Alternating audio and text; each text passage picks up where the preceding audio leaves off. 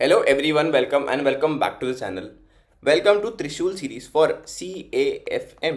यार आज हमारा एजेंडा CA के सिलेबस में हमारा one of the most important chapters cash flow statements करने का है. या देखो, cash flow statements are a very integral part of our financial statements under the companies act. हमारा शेड्यूल 1 स्पेसिफिकली हमको तीन चीज़ें बोलता है. हमारा balance sheet, P&L and cash flow statement should form part of every single financial statements except cash flow statement. देखो, तीन type की कंपनीज के ऊपर अप्लाई नहीं करता है. Small companies, government company and OPCs. लेकिन बाकी सारे टाइप के कंपनीज एंड कॉर्पोरेट बॉडीज के फाइनेंशियल स्टेटमेंट्स में cash flow statements are one of the most important portions of their financial statements. इस चैप्टर की एक छोटी सी डिटेल बता दूं. यहाँ पर हमको कैश बुक की लॉजिक लगानी है. हमने कैश बुक पढ़ते हुए समझा था कि यार कैश बुक को कोई फर्क नहीं पड़ता नॉन कैश ट्रांजैक्शन से. अगर किसी ट्रांजैक्शन में कैश इनफ्लो हो रहा है या आउटफ्लो हो रहा है, वो सारी की सारी ट्रांजैक्शन हमारे कैश बुक में रिकॉर्ड होती है. वही सेम लॉजिक हमको यहाँ पर लगानी है. अगर कोई ट्रांजैक्शन एक नॉन कैश ट्रांजैक्शन है, यानी कि डेप्रिसिएशन, अमोर्टाइजेशन, उसको हमारा कैश फ्लो स्टेटमेंट्स इग्नोर कर देता है. इन टाइप की ट्रांजैक्शंस को हमारा कैश फ्लो स्टेटमेंट्स इग्नोर कर देता है. समझो मैंने मशीन नंबर 1 एक्सचेंज में परचेज की in exchange of machine number 2. तो हमारा कैश फ्लो स्टेटमेंट बोलता है ट्रांजैक्शन को मारो गोली. मेरे को एक सिंपल बात बताओ, कैश में कैश इन्वॉल्व है? अजी नहीं है. इसमें कैश तो बिल्कुल भी इन्वॉल्व नहीं है. मैंने मशीन के बदले मशीन एक बार्टर एक्सचेंज में परचेज करिए. ट्रांजैक्शन को करो इग्नोर. ये कैश ट्रांजैक्शन हमारे इसमें नहीं आएगी. लेकिन अगर मैं एग्जाम्पल थोड़ा मॉडिफाई कर दूँ, समझो मैंने मशीन नंबर 1 मार्केट में आके सेल कर दी फॉर 10 लाख रुपीज़. फिर इन 10 लाख रुपीज़ से मैंने शेयर्स परचेज किए ऑफ 2 लाख एंड एक मशीन नंबर 2 परचेज कर दी फॉर 8 लाख. क्या ये ट्रांजैक्शन मेरी कैश फ्लो में आएगी? बिल्कुल आएगी भाई, बिल्कुल आएगी. मशीन नंबर 1 मैंने सेल कर दिया फॉर 10 लाख रुपीज़. तो बड़ी सिंपल बात है यार, ये मेरा पॉजिटिव कैश फ्लो है. ये मेरे इन्वेस्टिंग एक्टिविटीज़ के पॉजिटिव साइड में आएगा. वर्सेस मैंने ये एसेट्स परचेज करी है तो मेरी इन्वेस्टिंग एक्टिविटीज़ के माइनस में जाएगा. Very very simple. लेकिन कैश फ्लो में आएगा ज़रूर. ये बार्टर एक्सचेंज ट्रांजैक्शन मेरे कैश फ्लोज में आएगा ही नहीं. ये मेरे कैश फ्लो ट्रांजैक्शंस का हिस्सा ही नहीं है. विथ दैट बीइंग सेड, चालू करते हैं हमारी cash flow statements. Cash flow statements shows the inflows and outflows of cash and cash equivalent. This statement is usually prepared by companies which come as a tool handy in the hands of the users of financial statements to know about the sources of cash and the uses of cash and cash equivalents. हमारे sources यानी कि हमारा inflow cash का कहाँ हो रहा है and outflow cash का कहाँ हो रहा है. फाइनेंशियल स्टेटमेंट्स में हमारे balance sheet, P&L, cash flow, हमारे सोकी की स्टेटमेंट एंड एक्सप्लेनेटरी नोट्स आते हैं. ये हमने चैप्टर नंबर 2 में बहुत अच्छे से देखे थे. लेकिन तीन टाइप की कंपनीज, हमारे OPC, स्मॉल एंड डॉर्मेंट, के लिए कैश फ्लो की रिक्वायरमेंट्स नहीं होती है. एंड हमने जो चैप्टर नंबर 2 में नॉन कॉर्पोरेट बॉडी देखी थी, उनमें लेवल 2 एंड लेवल 3 को AS3 यानी कि हमारे कैश फ्लो स्टेटमेंट वाला AS3 accounting standard number 3 apply ही नहीं करता. कैश फ्लो स्टेटमेंट की यूटिलिटीज़ क्या है? हमको कैश का इनफ्लो एंड आउटफ्लो दिखाता है ये स्टेटमेंट.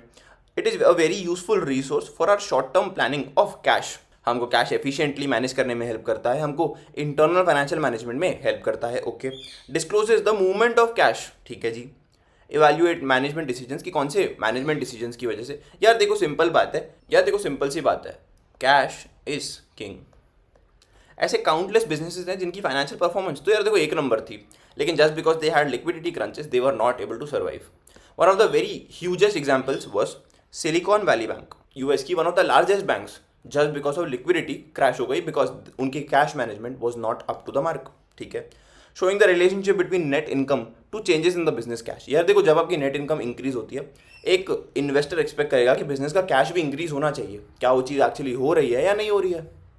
हमारे कैश प्लानिंग की सक्सेस या फेलियर को हमको डेमोन्स्ट्रेट कर देता है. अगर हमारी कैश प्लानिंग सही है, our cash resources should go up. And इसका कंप्लीटली उल्टा, अगर सही नहीं है तो the resources will go down. Simple बात है. एफिशिएंसी इन कैश मैनेजमेंट को दिखा देता है. Cash flow analysis helps in evaluating the financial policies and cash positions. हमें हमारे बिजनेस की कैश मैनेजमेंट की एफिशिएंसी दिखाता है.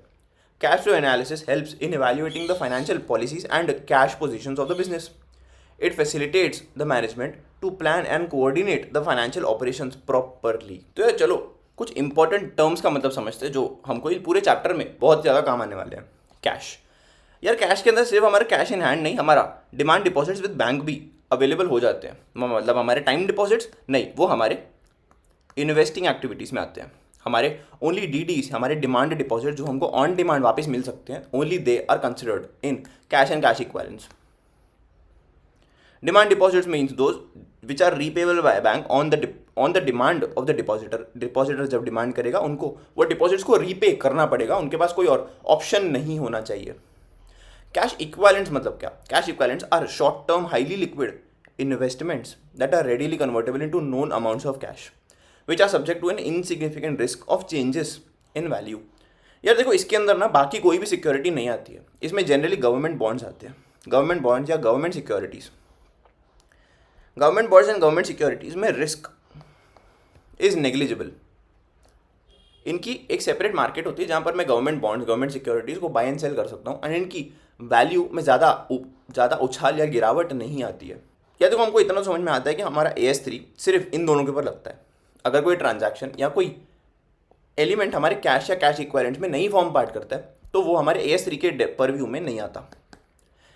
इन्वेस्टमेंट जनरली हमारे इन्वेस्टिंग एक्टिविटीज़ में आती है, लेकिन कुछ टाइप की इन्वेस्टमेंट्स है जो बहुत ही short term, which are short term highly liquid investments that are convertible into known amounts of cash and उनमें risk of changes in value should be very very insignificant, which are held for the purpose of meeting short term cash commitments rather than for investment or other purposes। हमारा intention उनको बस ऐसे ही अपने short term में funds को park करना होना चाहिए। Investment should not be the purpose, क्योंकि अगर इन्वेस्टमेंट हमारा पर्पस है तो then that is not cash and cash equivalent, that is our investing activities. Cash flow का मैं एक बार एक छोटी सी बात बताऊं।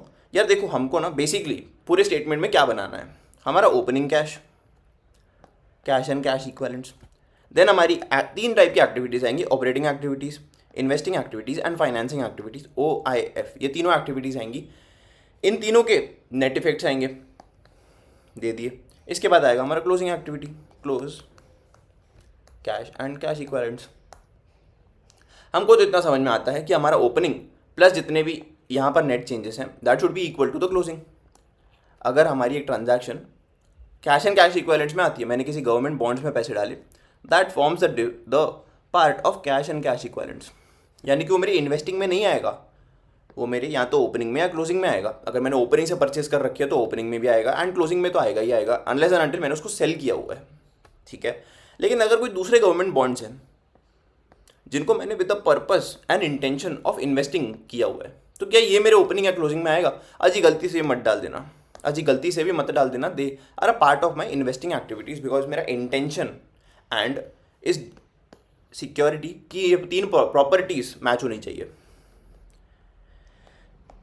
यानी कि दोनों चीज़ें होनी चाहिए। एक तो it should be short term highly liquid investment जिसमें risk of changes in value is very insignificant. एक तो ये सिक्योरिटी कुछ कंडीशंस को फुलफिल करनी चाहिए। एंड सेकेंड, मेरा इंटेंशन, इन्वेस्टर का intention should not B investment. मैंने उनमें पैसा बस अपने फंड्स को शॉर्ट टर्म बेसिस पे टेम्पररीली पार्क करने के लिए डाला है, मेरा पर्पस इन्वेस्टमेंट नहीं होना चाहिए। ठीक है जी, हमें समझ में आता है। कैश फ्लो मतलब जो हम इनफ्लो एंड आउटफ्लो की स्टेटमेंट बनाते हैं that is called cash flow statement, जिसके 3 हिस्से होते हैं, operating activities, investing activities and financing activities. Operating बड़ा simple, cash receive from sale of goods, rendering of services. हम रॉयल्टी, फीस, कमीशन में जो पैसे कमाते हैं, हम अपने सप्लायर्स को जो पे कर देते हैं, हमारे एम्प्लॉइज़ को जो हम पे करते हैं सैलरी, ठीक है जी। हमारे cash receipts and payments from insurance, जो कि हमारे ऑपरेटिंग बिजनेस के रिगार्डिंग होनी चाहिए। अगर मेरी समझो मशीनरी जल गई, उसके रिगार्डिंग मुझे कैश इनफ्लो हुआ इन the form of insurance claim, ये मेरी इन्वेस्टिंग एक्टिविटी है, ये मेरी ऑपरेटिंग एक्टिविटी नहीं है। लेकिन समझो अगर मेरा स्टॉक जल गया, जो कि मैं मेरे बिजनेस में अंडर नॉर्मल सर्कमस्टांसेस सेल करता हूँ, then this is an operating activity. इस चीज़ का बहुत ही ज़्यादा ध्यान रखेंगे, ठीक है जी। कैश पेमेंट्स और रिफंड ऑफ इनकम टैक्सेस, हमारे income taxes are deemed to be operating. लेकिन जो हमारे कैपिटल गेन टैक्सेस होते हैं, क्या वो हमारे ऑपरेटिंग होते हैं? सोचो और बताओ, सोचो एंड बताओ। कैपिटल गेन की जितने भी ट्रांजैक्शंस होते हैं वो जनरली हमारी इन्वेस्टमेंट्स पे होते हैं, वो हमारे इन्वेस्टिंग एक्टिविटीज़ का पार्ट होते हैं। यार देखो, इन जनरल इनकम टैक्सेस सारे के सारे ऑपरेटिंग होते हैं, लेकिन अगर कोई ऐसा स्पेसिफिक टैक्सेस है, कोई ऐसे स्पेसिफिक टैक्सेस है जो किसी एक ऑपरेटिंग, इन्वेस्टिंग एंड फाइनेंसिंग, समझो इन्वेस्टिंग एक्टिविटी से ऐसा कोई स्पेसिफिक टैक्स है जो सिर्फ इसी ट्रांजैक्शन पे लग रहा है तो वो हमारे इन्वेस्टिंग का पार्ट बनेगा, हमारे ऑपरेटिंग का पार्ट नहीं बनने वाला। विद दैट बीइंग सेड, चलो भाई इन्वेस्टिंग एक्टिविटीज़ के एग्जांपल ले लेते हैं। हमने कोई फिक्स डिपॉजिट किया जिसमें से कैश रिसीट हो गई ऑन मैच्योरिटी, ठीक है। Cash payments to acquire fixed asset, cash payment to acquire shares, warrants, debt instruments और एनी इन्वेस्टमेंट, ठीक है जी, समझ में आता है हमको। कोई भी टाइप की डिवाइस को अक्वायर करने के लिए अगर हमने कैश पेमेंट किया या सेल करने के बाद कैश रिसीट आती है, इट इज़ ऑल चलेगा। कैश एडवांसेस और लोन्स रिसीव्ड, ठीक है। Cash receipt from the repayment of the loans given to other parties, okay जी। Cash payments and receipts related to forward, future, option contract and swap contract, जो हमारे सारे के सारे डेरिवेटिव्स हम CMSL में ये पढ़ते हैं, हमारे forward contracts, future contracts, options and swaps, ठीक है जी। हाँ, लेकिन इसकी एक एक्सेप्शन है, except when the contracts are held for dealing और ट्रेडिंग पर्पसेस और transactions which are classified as financing activities, ठीक है जी। फ्रॉम फाइनेंसिंग एक्टिविटीज़ मतलब हम हमारे शेयर कैपिटल में क्या छेड़छाड़ कर रहे हैं, हम हमारे शेयर कैपिटल में या तो पैसे ले रहे हैं, cash proceeds from issuing of share और अदर सिमिलर इंस्ट्रूमेंट्स, या हम डिबेंचर्स, लोन नोट्स, बॉन्ड्स या any other short term borrowings कर रहे हैं।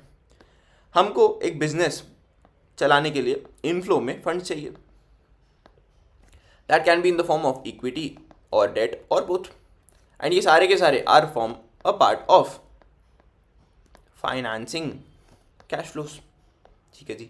रीपेमेंट ऑफ डिविडेंड, हम हमारे इक्विटी शेयर होल्डर से जो पैसे लेते हैं वो तो हमारे फाइनेंसिंग में आता ही आता है। हम उनको जो पैसे देते हैं इन case of by back, in case of payment of dividend, cash payment for the amounts borrowed, अगर हम कैश ले रहे हैं या कैश रीपे कर रहे हैं फॉर रिडेम्पशन किसी भी चीज़ के लिए, हमारे यहाँ पर सिंपल सी बात है, they are a part of cash flow activities. चलो यार कुछ सर्टन स्पेसिफिक आइटम्स की ट्रीटमेंट देख लेते हैं। Foreign currency cash flows arising from transactions in foreign currency should be recorded in the enterprise reporting currency. अगर हम एक ट्रांजैक्शन लेते हैं जहाँ पर RIL India provide services to Apple US, ये ट्रांजैक्शन आप रिपोर्ट कितने में करोगे? अरे यार ऑब्वियसली रुपी में ही करेंगे, हमारी रिपोर्टिंग करेंसी ही रुपी है तो करेंगे तो उसी में, लेकिन कैसे करेंगे अभी हम वही चीज़ समझने वाले हैं। By applying the foreign rate currency exchange amount between the reporting currency and the foreign currency at the date of the cash flow. अगर मैंने 17 जैन को 10,000 यूनिट बेचे एट $85 एंड वो दिन रेट ऑफ एक्सचेंज भी 85 है, तो मैं उसी दिन की रेट ले लूँगा, मैं रेट में कुछ आगे पीछे छेड़छाड़ नहीं करूँगा, ठीक है जी, very simple. Unrealised gains and losses arising from exchange of foreign currency are not cash flows. अगर हमारे गेन्स है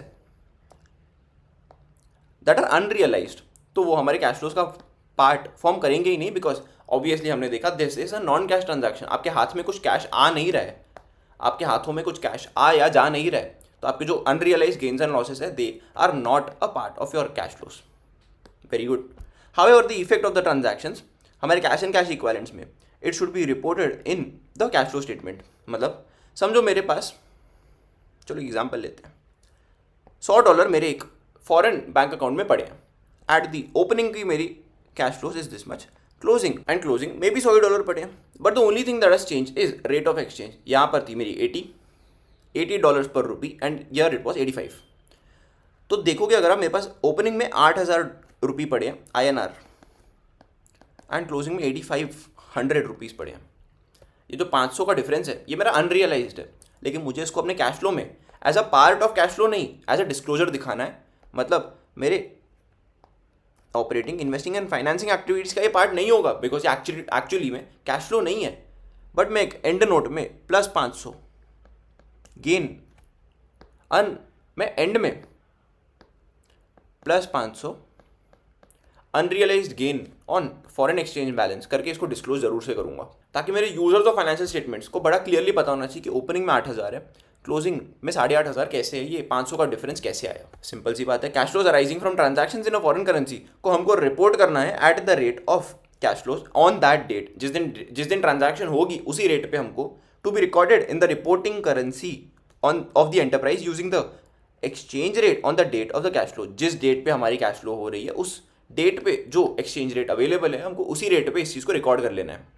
now the effects of changes in exchange rates of the cash and cash equivalents held in a foreign currency, ठीक है, to be reported as a separate part of the reconciliation of changes in cash and cash equivalents. ये हमारे operating, investing and financing activities का part बिल्कुल भी नहीं बनेगा, लेकिन इसको हमको बस सेपरेट पार्ट में रिकन्सिलेशन पे दिखाना पड़ेगा कि अगर ओपनिंग में 8,000 है, ओपनिंग में अगर 8,000 है, क्लोजिंग में 8,500 कैसे हुआ, प्लस 500 कैसे हुआ, हमको बस उसका एक रिपोर्ट देना पड़ेगा। कैसे, आगे जाकर हम देखेंगे।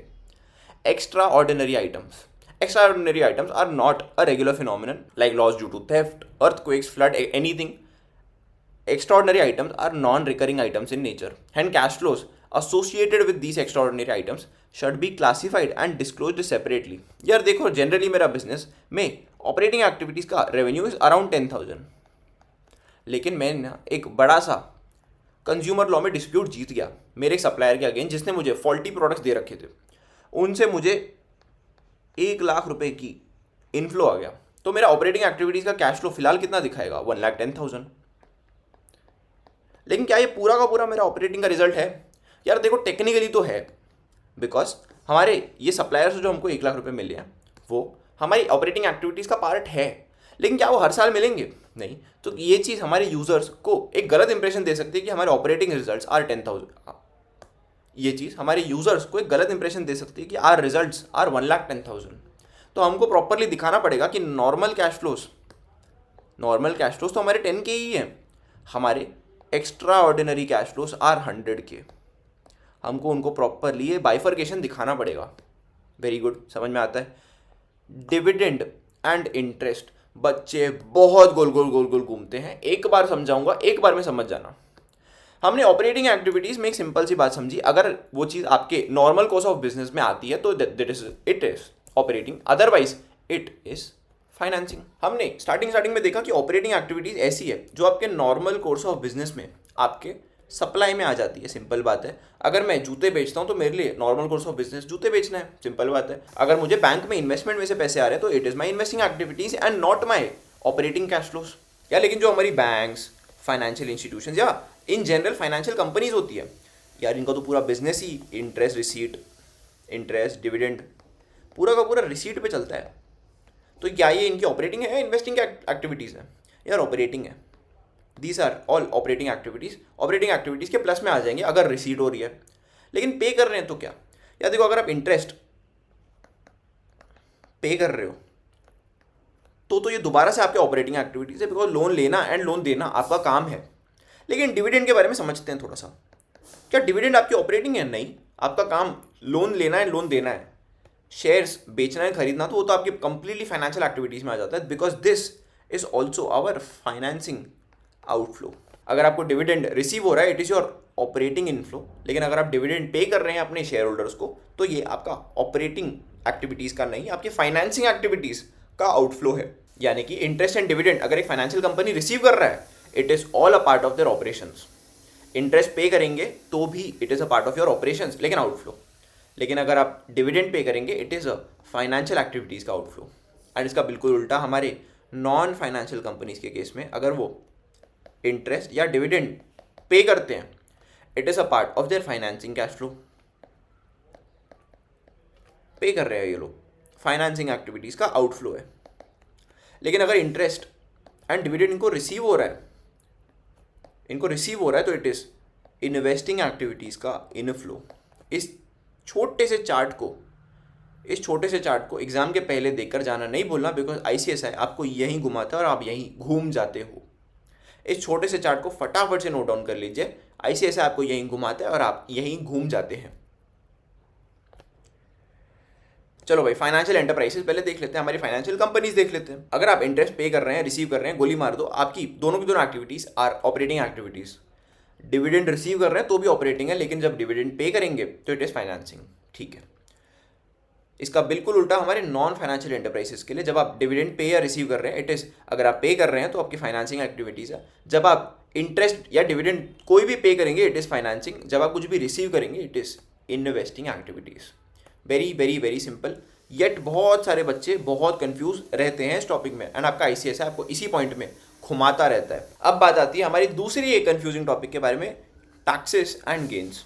या देखो, टैक्स ऑन ऑपरेटिंग प्रॉफिट यानी कि हमारा normal income tax should be charged to our operating cash flow, लेकिन कोई स्पेसिफिक हेड से रिलेटेड है तो हमने ये चीज़ तो स्पेसिफिकली देख ली थी कैपिटल गेन्स टैक्स जो हमारे इन्वेस्टिंग एक्टिविटीज़ में से ही रिलेटेड होता है, that is always charge with investing activities, ठीक है।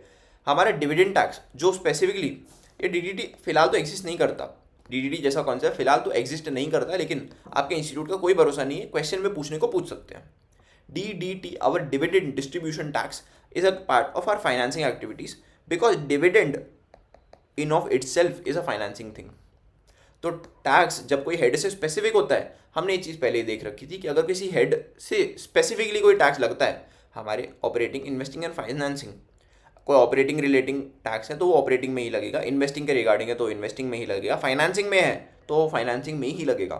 तीनों के एग्जांपल्स दे दूँ यार, ऑपरेटिंग एक्टिविटीज़ में तो हमारा इनकम टैक्स, इन्वेस्टिंग एक्टिविटीज़ में हमारा capital gains tax and financing में हमारा DDT, dividend distribution tax, dividend distribution tax.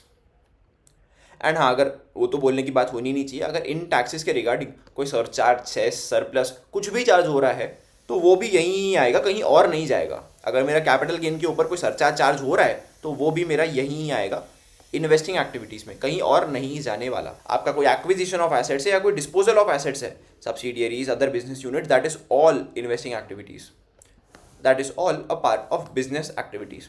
लेकिन आपके जो भी नॉन कैश ट्रांजैक्शंस है, गोली मार दो उन ट्रांजैक्शंस को, आप उनको अपने कैश फ्लो स्टेटमेंट्स में रिकॉर्ड ही नहीं करेंगे, because this is properly cash flow. अगर कैश ही नहीं है तो फ्लो का है का, उसको अपने बुक्स में हम लोग कैश फ्लो स्टेटमेंट्स में तो रिकॉर्ड नहीं करेंगे। क्या कहीं और करना पड़ेगा? अजी बिल्कुल करना पड़ेगा, लेकिन कैश फ्लो स्टेटमेंट्स को ऐसे ट्रांजैक्शन से कोई फर्क नहीं पड़ता जिनमें कैश इन्वॉल्व नहीं है। जिनमें कैश इन्वॉल्व नहीं है, हमारे कैश फ्लोज को उनसे कोई फर्क नहीं पड़ता। चलो जी, first class. Cash flow statements का फॉर्मेट बड़ा क्यूट सा है एंड आपको प्रॉपरली याद रहना चाहिए, ठीक है। हमने जैसा देखा हमारा ब्रॉड लाइन फॉर्मेट की ओपनिंग प्लस होंगे हमारे OIF, फिर आएगा हमारा क्लोजिंग। लेकिन हाँ, थोड़े से फॉर्मेट में हल्के फुल्के चेंजेस हैं हमारे। पहले तो हम लेंगे O ऑपरेटिंग एक्टिविटीज़, फिर लेंगे I investing activities and then F financing activities, OIF। सारी की सारी ट्रांजैक्शंस का नेट इफेक्ट निकालेंगे। मतलब समझो ऑपरेटिंग एक्टिविटीज़ का सरप्लस इज़ 120, इन्वेस्टिंग एक्टिविटीज़ का नेगेटिव इज़ 100 एंड हमारी फाइनेंसिंग एक्टिविटीज़ का positive cash outflow, positive cash inflow sorry is 20। इसका नेट रिजल्ट क्या आएगा? 120 minus 100 plus 20, that is 40 rupees positive. और हाँ, ये नेगेटिव भी आ सकता है, कैश आपका नेट इंक्रीज या डिक्रीज आपका नेगेटिव भी आ सकता है। ये समझो 120 रहता तो ये -100 होता। नेगेटिव आंसर देख के एग्जाम में डरना या घबराना मत, नेगेटिव आंसर आ सकता है, नेगेटिव आंसर आ सकता है। फिर अपने कैश का ओपनिंग बैलेंस निकाल लो एंड क्लोजिंग बैलेंस ले लो। आंसर को चेक करने का बड़ा सिंपल तरीका, हमारा opening cash plus our net increase और डिक्रीज कर दो, अपना क्लोजिंग कैश निकल जाएगा। समझो ओपनिंग में मेरे पे थे 100 रुपये, मैंने कैश नेट इफेक्ट मेरा आया 10, तो क्लोजिंग मेरा 110 ही आना चाहिए, मेरा क्लोजिंग 110 ही आना चाहिए। अगर नहीं तो मतलब मैंने सब में कुछ गलती करी है। इसके लिए एग्जामिनेशंस में, एग्जाम में देखो आपको जनरली कैश का ओपनिंग एंड क्लोजिंग दिया रहेगा। मेरा कैश का ओपनिंग है समझो 80 एंड क्लोजिंग इज़ 180, तो मुझे इतना पता चल जाता है ये देख के कि मेरा नेट इंक्रीज या डिक्रीज 100 ही आएगा, क्योंकि अगर ओपनिंग में इफ है +100 तो मेरा क्लोजिंग आ जाएगा। Very simple. तो ऐसे आपको थोड़ी सी सेंस लगानी है अपने क्वेश्चन को देख कर। जब आप सम को सॉल्व करेंगे आपको यही मोमेंट में आइडेंटिफाई हो जाएगा कि आपका सम अभी तक आप करेक्टली सॉल्व कर रहे हैं या नहीं कर रहे हैं। अगर करेक्टली सॉल्व कर रहे हो तो सही बात है, बल्ले बल्ले आगे बढ़ो। नहीं कर रहे हो तो यहीं के यहीं अपनी मिस्टेक्स को आइडेंटिफाई कर लो, ठीक है। ऑपरेटिंग एक्टिविटीज़ के देखो 2 टाइप्स होते हैं, direct method and then indirect method, जहाँ पर हम लोग cash receipts minus cash payments कर देते हैं, ठीक है। Indirect method is our P&L method, जहाँ पर हम हमारे P&L का नेट बैलेंस यानी कि हमारा नेट प्रॉफिट यूज़ करते हैं। उसमें हम कुछ फेरबदल करते हैं, हम हमारी नॉन कैश ट्रांजैक्शंस को हटा देते हैं, हम कोई डेफरल या कोई एस्टिमेटेड कैश रिसीट है जो हमको रिसीव नहीं हुई है यानी कि नॉन कैश है, तो उसको भी हटा देते हैं हम। हमारे नॉन कैश में देखो डेप्रिसिएशन, अमोर्टाइजेशन जैसी चीज़ें हटाते हैं। यहाँ पर पॉइंट नंबर 2 में हम इनकम नॉट रिसीव्ड या एक्सपेंस नॉट पेड, जो चीज़ें हम लोग अगले बैलेंस शीट के पीरियड में पे करने वाले हैं लेकिन because of accrual system of accounting हमने बुक्स में रिकॉर्ड कर ली है, उन ट्रांजैक्शंस को हम एक्सक्लूड कर देते हैं। एंड ये तो चीज़ ऑब्वियस है कि जो इन्वेस्टिंग एंड फाइनेंसिंग के कैश फ्लोज होते हैं उनको भी हम यहाँ से हटा देते हैं, क्योंकि उनके तो सेपरेट हेड एग्जिस्ट करते हैं ना, तो उनको यहाँ लेके क्या पॉइंट है, उनको हटा दो, सिंपल सी बात है। तो यहाँ पर देखो इनडायरेक्ट मेथड से बच्चे घबराते तो बहुत हैं, बच्चे घबराते तो बहुत हैं। मैं आपको साथ साथ लगे लगे बताता रहूँगा कि आप जनरली गलतियाँ कहाँ कहाँ करते हैं, ताकि आपके लिए उनके ऊपर वर्क करना और भी आसान हो जाए। यहाँ पर हम सिंपल सी बात है, जितने भी हमारे डेप्रीसिएशन एंड अमोर्टाइजेशन के खर्चे होते हैं उनको हटा देते हैं, क्योंकि दे आर नॉन कैश। जो भी हमारे एक्सपेंसेस या इनकम्स का डेफरल या अक्रूवल हुआ है उनको भी हटा देते हैं, बिकॉज वो कैश फ्लो है ही नहीं। जो भी हमारे इनकम एंड एक्सपेंसेस फाइनेंसिंग या इन्वेस्टिंग का फॉर्म पार्ट करते हैं उनको भी हम हटा देते हैं, बिकॉज उनके लिए तो सेपरेट हेड्स एग्जिस्ट करते हैं ना, उनको वहाँ डाल दो जाकर। हमारा डायरेक्ट मेथड बड़ा सिंपल, बड़ा क्यूट एंड बड़ा एग्जाम में फ्रीक्वेंटली पूछा जाने वाला। यहाँ पर सिंपल सी चीज़ें करनी है। अपने कैश सेल्स ऑफ गुड्स, क्योंकि क्रेडिट होगी तो उसको इग्नोर करना है, क्योंकि क्रेडिट ट्रांजैक्शन जो कैश में रिसीव होती ही नहीं है उनको तो हमको कंप्लीटली इग्नोर करना होता है। लेकिन हाँ, जब इन समझो मैंने गुड्स बेचा मेरे मनोहर अंकल को, ये मेरे डेटर हैं, ये आगे जाकर जब कैश पे कर देंगे वो इंक्लूड हो जाएगा, बिकॉज ये हमारी कैश रिसीट है। कैश कलेक्टेड फ्रॉम डेटर्स, जो भी हमारे in case of financial corporations, financial businesses, उनका receipt of interest and dividend वो भी आ जाएगा। हमारा receipt from royalty, fees, commission और एनी बिजनेस रिलेटेड रिसीट। लेकिन हम हमारे क्रेडिटर्स को जो पे करते हैं, हम ऑपरेटिंग एक्सपेंसेस यानी कि rent, rate, power, salaries, employees wages कुछ भी पे कर रहे हैं या इनकम टैक्स पे कर रहे हैं, वो सारा का सारा हमारा ऑपरेटिंग आउटफ्लो का पार्ट फॉर्म करता है। यार देखो, कैश कलेक्शंस एंड सप्लाईज के पेमेंट के लिए इंस्टीट्यूट ने यहाँ पर कुछ फॉर्मूलाज दे रखे हैं। अब मैं इन फॉर्मूलाज में नहीं मानता हूँ, फॉर्मूलाज करेक्ट है, अगर आप याद रखना चाहो तो ऐसे याद रख सकते हो, लेकिन एग्जाम में प्रॉब्लम ये आती है कि आप ज़रा सी अगर डिटेल मिस करो तो आप इन फॉर्मूलाज का अर्थ का अनर्थ कर दोगे।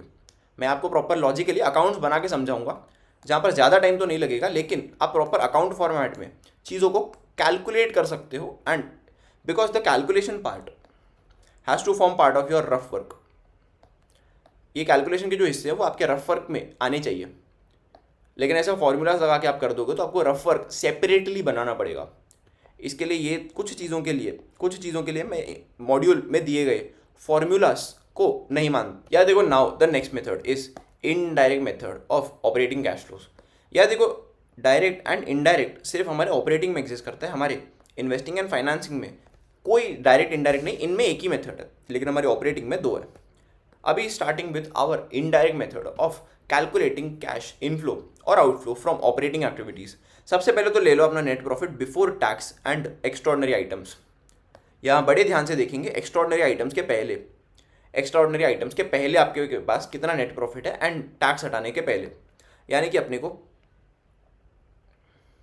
EBT लेना है, अर्निंग्स बिफोर टैक्स। इसमें हमको non cash and non operating items की एडजस्टमेंट कर लेनी है। आपका डेप्रीसिएशन, गुडविल, प्रिलिमिनरी एक्सपेंसेस जो आपके कहीं से भी रिलेटेड नहीं है, ये आपकी फाइनेंसिंग एक्टिविटीज़ का पार्ट है। आपके अंडरराइटिंग कमीशन, ये भी आपके फाइनेंसिंग एक्टिविटीज़ का पार्ट है। या अदर नॉन ऑपरेटिंग आइटम्स जो आपकी ऑपरेटिंग आइटम से रिलेटेड नहीं है। नाउ वेरी वेरी इंपॉर्टेंट, आपके गेन और loss on sale of assets. यार देखो, ये चीज़ें ना, हमारे एसेट्स परचेज करना, सेल करना, सब कुछ हमारी इन्वेस्टिंग एक्टिविटीज़ में आता है। एंड हमने ये चीज़ देखी है कि अगर इनके रिगार्डिंग कोई टैक्सेस होते हैं वो भी वहीं जाते हैं। तो सिमिलरली इनके रिगार्डिंग कोई गेन होता है, अगर मैंने 100 की मशीनरी को 140 में बेचा, सबसे पहले उसको अपने ऑपरेटिंग एक्टिविटीज़ में हटाओ, क्योंकि ये 140 पूरा का पूरा ये मेरे इन्वेस्टिंग एक्टिविटीज़ में प्लस होने ही वाला है, इंक्लूडिंग दिस 40। देखो समझो मैंने 100 की मशीनरी साल में परचेस करी, तो माइनस होगा मेरी इन्वेस्टिंग एक्टिविटी में 100, एंड उसको 140 में सेल कर दिया, प्लस करूंगा मैं 140, नेट इफेक्ट क्या आया, 40 पॉजिटिव। यानी कि मैं यहाँ पर मेरी इन्वेस्टिंग एक्टिविटीज़ में प्रॉफिट बुक कर ही रहा हूँ, तो मैं दोबारा से मेरी ऑपरेटिंग एक्टिविटीज़ में थोड़ी बुक करूँगा, क्योंकि मैं एक बार तो बुक कर ही चुका हूँ उसको अपने बुक्स ऑफ अकाउंट के, मैं इस ट्रांजैक्शन के प्रॉफिट को अपनी इन्वेस्टिंग में ऑलरेडी बुक कर रहा हूँ। मैं अगर उसको दोबारा से ऑपरेटिंग में भी कर दूंगा तो ये डबल अकाउंटिंग नहीं हो जाएगी कि मैं एक ही ट्रांजैक्शन का प्रॉफिट 2 बार बुक कर रहा हूँ। तो इसके लिए ऑपरेटिंग में से इसको हटाओ, इसको मूव कर दो हमारे इन्वेस्टिंग एक्टिविटीज़ में। देन उसके बाद very interesting adjustment relating to हमारे सारे के सारे current assets and current liabilities के बैलेंसेज में जितने चेंज होते हैं वो भी हम यहाँ पर रिकॉर्ड करेंगे। कैसे? वेरी सिंपली पुट, देखो यहाँ है हमारे करंट एसेट्स, हमारी करंट लाइबिलिटीज़। क्या करंट एसेट्स बढ़ना एक अच्छी बात है?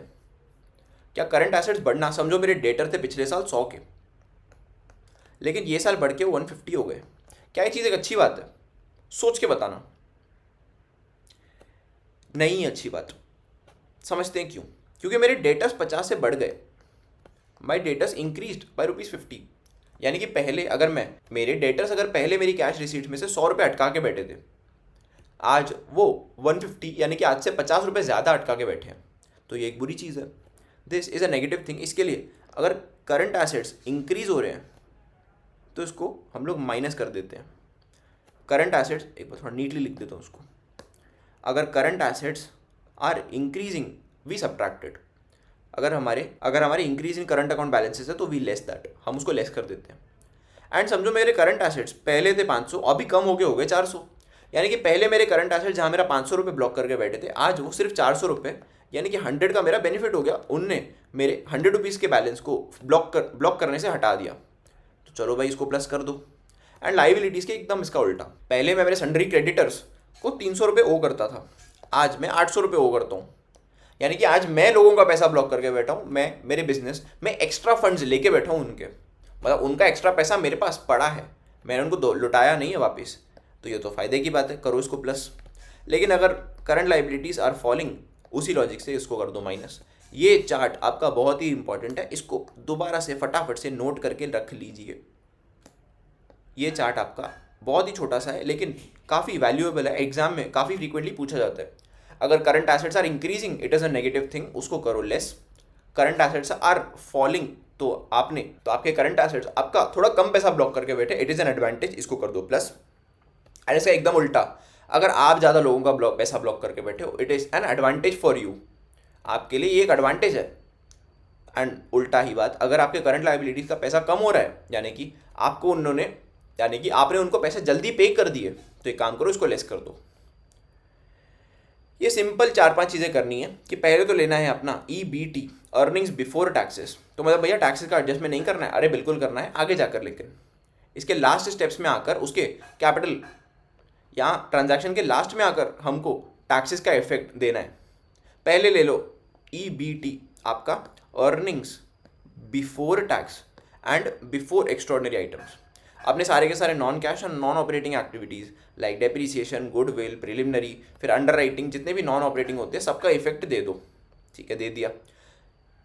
कोई भी आपका नॉन ऑपरेटिंग प्रॉफिट आ रहा है फ्रॉम सेल ऑफ इन्वेस्टमेंट या लॉस आ रहा है, उसको हटा दो, कि अगर गेन है तो लेस कर दो, लॉस है तो उसको प्लस कर दो। इसका सिंपल लॉजिक है, अगर आपको गेन हुआ है 100 रुपीज़ का, तो देखो हमारा जो नेट प्रॉफिट बिफोर टैक्स होगा ना, इसमें 100 रुपीज़ का गेन इंक्लूडेड होगा। आप जब PNL बनाओगे, आप सारे के सारे ट्रांजैक्शंस का गेन PNL में बुक कर दोगे, क्योंकि PNL में थोड़ी कोई ऑपरेटिंग, इन्वेस्टिंग, फाइनेंसिंग बनता है, वहाँ पर तो क्यूमुलेटिव ही हमारा PNL बन जाता है। क्योंकि हमारे PNL में ऑलरेडी अमाउंट इंक्लूडेड है, इसको एलिमिनेट करने के लिए हमको गेन को लेस करना है। एंड अगर लॉस होगा तो हमने PNL में से ऑलरेडी राइट ऑफ कर दिया होगा उसको, इसके लिए उसका बैलेंस को रिस्टोर करने के लिए आपको प्लस करना पड़ेगा। ठीक है, फिर हम लोग ये पॉइंट तो खुद के पढ़ चुके हैं कि हमारे current assets and current liabilities को हमको कैसा ट्रांजैक्शन का ट्रीटमेंट करना है।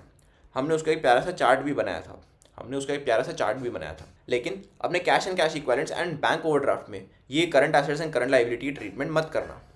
चलो एग्जांपल लेते हैं, मेरे पास कैश एंड कैश इक्विवेलेंट्स पड़ा है 350 का, लेकिन मेरी बैंक ओवरड्राफ्ट ओपनिंग में है 100 रुपीज़। मैं नेट कैश का ओपनिंग लिखूंगा 250, मैं नेट कैश का ओपनिंग लिखूंगा 250, इसके पहले मेरी OIF आएगी, इनका नेट इफेक्ट आएगा, एंड क्लोजिंग समझो मेरा cash and cash equivalents is 325 and BOD bank overdraft is negative of 75, -75 है। तो मैं यहाँ पर दोबारा से 250 लिखूंगा मैं, और कुछ छेड़छाड़ नहीं करूँगा। या देखो ओवरड्राफ्ट देख के काफ़ी लोग सोच सकते हैं कि ये हमारी फाइनेंसिंग एक्टिविटीज़ में नहीं आना चाहिए, क्योंकि ओवरड्राफ्ट जनरली तो एक लोन होता है। नहीं, ओवरड्राफ्ट ऐसा होता है जहाँ पर आप अपनी मर्जी से पैसे निकाल सकते हो, एंड जैसे जैसे ड्यूरेशन क्लोज आती है आपके लोन रीपेमेंट की, आपको पैसे दोबारा से उस अकाउंट में डालने पड़ते हैं। तो ये जनरली एक कैश एंड कैश इक्विवेलेंट जैसा ही होता है, बस इसका बैलेंस नेगेटिव में होता है। इसको हम अपने opening and closing cash balance में से लेस कर देते हैं, हम इसको OIF में इंक्लूड नहीं करते हैं, हम इसको हमारी OIF में इंक्लूड नहीं करते हैं। इसको हम अपने OIF में इंक्लूड नहीं करते हैं। चलो भाई, ये तो हमने समझ लिया।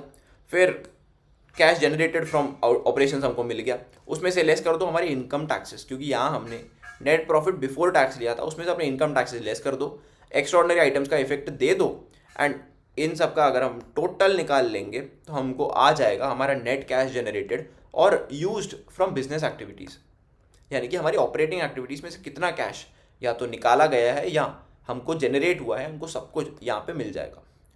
अगेन सेइंग, आंसर नेगेटिव भी आ सकता है एग्जाम में, आंसर नेगेटिव देख के घबराना मत। अगर आपने सारे स्टेप्स करेक्टली फॉलो किए हैं आपको करेक्ट आंसर यही आएगा, एंड आंसर नेगेटिव भी हो सकता है। एग्जाम में नेगेटिव आंसर देख के अगेन सेइंग घबराना मत। यहाँ पर हमको depreciation and non cash non operating के लिए डेप्रिसिएशन, डेप्लीशन, अमोर्टाइजेशन एक्सपेंसेस सबको प्लस कर देना पड़ता है, क्योंकि PNL में से ये चीज़ें लेस हो चुकी हैं तो हमको प्लस करना है। Very simple thing. However, depreciation is deducted from revenue during the computation of income. Therefore, net profit जो हमारा कैलकुलेट हो चुका है उसमें से depreciation ऑलरेडी लेस हो चुका है, so we will add back depreciation. कोई हमारे गेन्स और लॉसेस है, उनमें से अगर गेन्स है तो लेस कर दो, क्योंकि इसका प्रॉफिट ऑलरेडी बुक हो चुका है हमारे PNL में, जबकि नहीं होना चाहिए था फॉर ऑपरेटिंग एक्टिविटीज़, लेस कर दो। लॉस है तो एक काम करो प्लस कर दो, क्योंकि ऑपरेटिंग में तो नहीं आना चाहिए लेकिन इन्वेस्टिंग में ये बुक हो जाएगा। इसको सेपरेटली हमको ऑपरेटिंग में दिखाने की ज़रूरत नहीं है।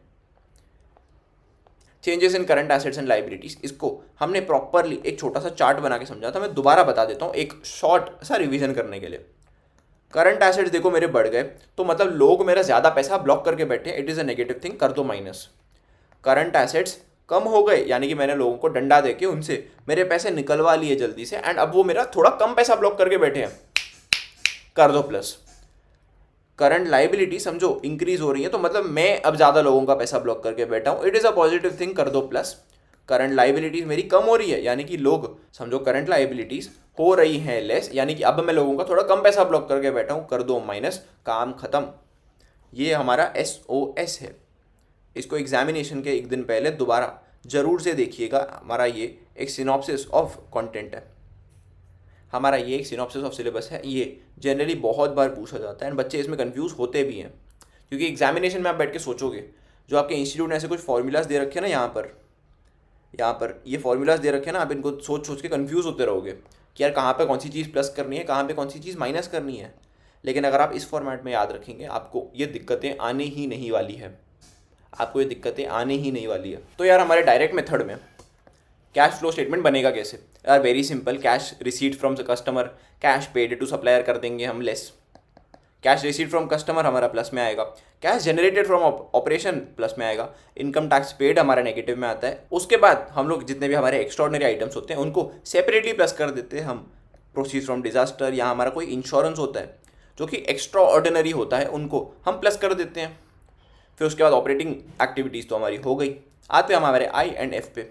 रिसीट्स हो रहे हैं अगर डिविडेंड रिसीव हो रहा है या डिविडेंड या इंटरेस्ट रिसीव हो रहा है इन case of non financial companies, क्योंकि अगर फाइनेंशियल होती तो यहाँ ही इंक्लूड हो जाता, क्योंकि अगर फाइनेंशियल कंपनीज होती तो ऑपरेटिंग में ही इंक्लूड हो जाता।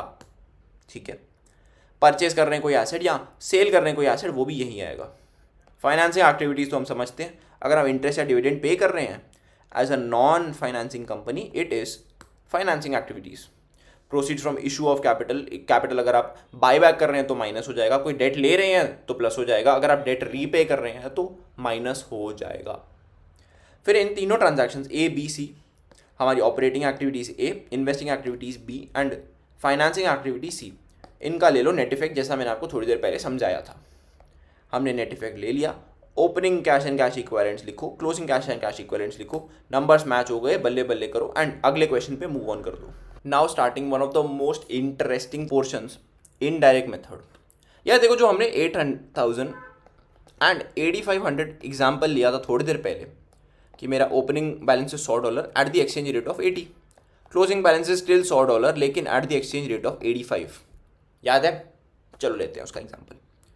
ये 500 रुपये जो मुझे फॉरेक्स का गेन हुआ, क्या ये चीज़ मेरे क्या OIF का पार्ट आएगी? नहीं भैया, आपने तो बताया था बिल्कुल हम इसको पार्ट नहीं लेंगे। एग्जैक्टली लेकिन क्या ये चीज़ मेरे PNL में बुक हो चुकी है? प्रॉफिट एंड लॉस का जो मेरा अकाउंट है उसमें क्या चीज़ का गेन बुक हो चुका है? हाँ यार, हो चुका है। लेकिन आपने तो बताया था जितने भी non operating profit and losses होते हैं हमको उसको एलिमिनेट करना पड़ता है, बिल्कुल बताया था। इसके लिए जो भी आपका डेप्रीसिएशन या गेन ऑन फॉरेक्स एसेट आता है उसको आपको रिवर्स करना पड़ता है हमारे ऑपरेटिंग एक्टिविटीज़ में, बिकॉज हमारे नेट प्रॉफिट बिफोर टैक्स में ये इंक्लूडेड होते हैं। तो ये कहाँ आते हैं, हमारे यहाँ पर आ जाते हैं। Cash flow from the beginning of the period plus gain should be our plus gain plus this net increase और decrease should be equal to the closing. ये आपको सेपरेटली यहाँ डिस्क्लोज करना पड़ता है। जो मैं आपको बता रहा था ना कि आपको सेपरेटली ये चीज़ें डिस्क्लोज करनी पड़ती है, वो हमें यहाँ डिस्क्लोज करनी पड़ती है। हमारे OIF में डिस्क्लोज नहीं करनी पड़ती। हमारे ये A+B+C में ये ट्रांजैक्शन नहीं इंक्लूड होती। हमारी opening activities, opening plus gain, या अगर लॉस है तो minus loss should be equal to our closing plus ABC। इसके अपन जब तक क्वेश्चन नहीं सॉल्व करेंगे अपने को अच्छे से नहीं समझेगा। आगे जाकर अपन क्वेश्चंस भी देखने वाले हैं, आगे जाकर हम लोग क्वेश्चंस भी देखने वाले हैं। हमारे ऑपरेटिंग एंड हमारे फाइनेंसिंग, हमें जितनी फाइनेंसिंग एंड इन्वेस्टिंग एक्टिविटीज़ है वो तो सेम ही है, direct as well as indirect method में, बिकॉज मेथड सिर्फ दो हमारे ऑपरेटिंग एक्टिविटीज़ में आ रहा है, हमारे बाकी में नहीं आ रहा। तो चलो जी, हमने हमारे फॉरेक्स एसेट के ऊपर का गेन लॉस तो हमने एडजस्ट कर दिया। Gain on loss on investment या फिक्स्ड एसेट ये हमारी इन्वेस्टिंग एक्टिविटीज़ में आता है, इसको भी रिवर्स कर दो, जो हमने ऊपर भी देखा। अगर हमारा इंटरेस्ट या डिविडेंड का रिसीट या पेमेंट है उसको भी एलिमिनेट करो, क्योंकि अगेन या तो वो हमारी इन्वेस्टिंग में आएगा या हमारी फाइनेंसिंग में आएगा। यानी कि इन्वेस्टिंग या फाइनेंसिंग हेड के जितने भी चीज़ें का रिसीट या पेमेंट है उसको रिवर्स कर दो फटाफट से। हमारे नॉन कैश होने दो या हमारे इन्वेस्टिंग या फाइनेंसिंग के रिसीट या पेमेंट होने दो, सब कुछ को फटाफट से एलिमिनेट या रिवर्स कर दो। एंड देन हमारे प्यारे प्यारे करंट एसेट्स या current liabilities other than cash and cash equivalents, हमारे जितने भी current assets and current liabilities except our cash and cash equivalents and bank overdraft, इनके अलावा सारे के सारे current assets and current liabilities की वो प्यारी सी ट्रीटमेंट कर दो जो हमने थोड़ी देर पहले पढ़ी एंड उसको तो कुछ देर बाद रिवाइज भी किया। चलो भाई, ये सब कर दिया तो हमको आ गया हमारा कैश जनरेटेड फ्रॉम हमारे ऑपरेशंस, हमारा कैश जनरेटेड फ्रॉम ऑपरेशंस, जिसमें से हमारे इंटरेस्ट पेड इंक्लूड हो जाएगा। If you are a financial company interest paid भी यहाँ इंक्लूड हो जाएगा। इसमें से लेस कर दो अपने टैक्सेस। फिर यहाँ आ गया हमारा cash flow before extraordinary items. इसमें अपने डेफर्ड रेवेन्यू का एडजस्टमेंट देखो जो हमने ऊपर देखा था, इसमें अपने एक्स्ट्राऑर्डिनरी आइटम्स को ऐड करो। आ गया हमको cash flow activities from normal operating activities. तो देखो कैश फ्लो में सिंपल सी लॉजिक है। ऑपरेटिंग में आपको पहले तो नॉर्मल ऑपरेटिंग का कैश फ्लो दिखाना है, आपको नॉर्मल ऑपरेटिंग का कैश फ्लो दिखाना है। इसमें फिर आके आपको प्लस या माइनस कर देना है अपने एक्स्ट्रा ऑर्डिनरी को। आपको बस ये चीज़ों को डिस्क्लोज करके अलग अलग से दिखाना है। कोई इन्वेस्टिंग एंड फाइनेंसिंग में ऐसी कोई एक्स्ट्रा ऑर्डिनरी चीज़ें नहीं हो सकती यार, यहाँ पे तो जो ऐसी चीज़ें कोई हो ही नहीं सकती। इसके लिए यहाँ पर कोई हमको बाइफर्केशन देने की नीड नहीं पड़ती।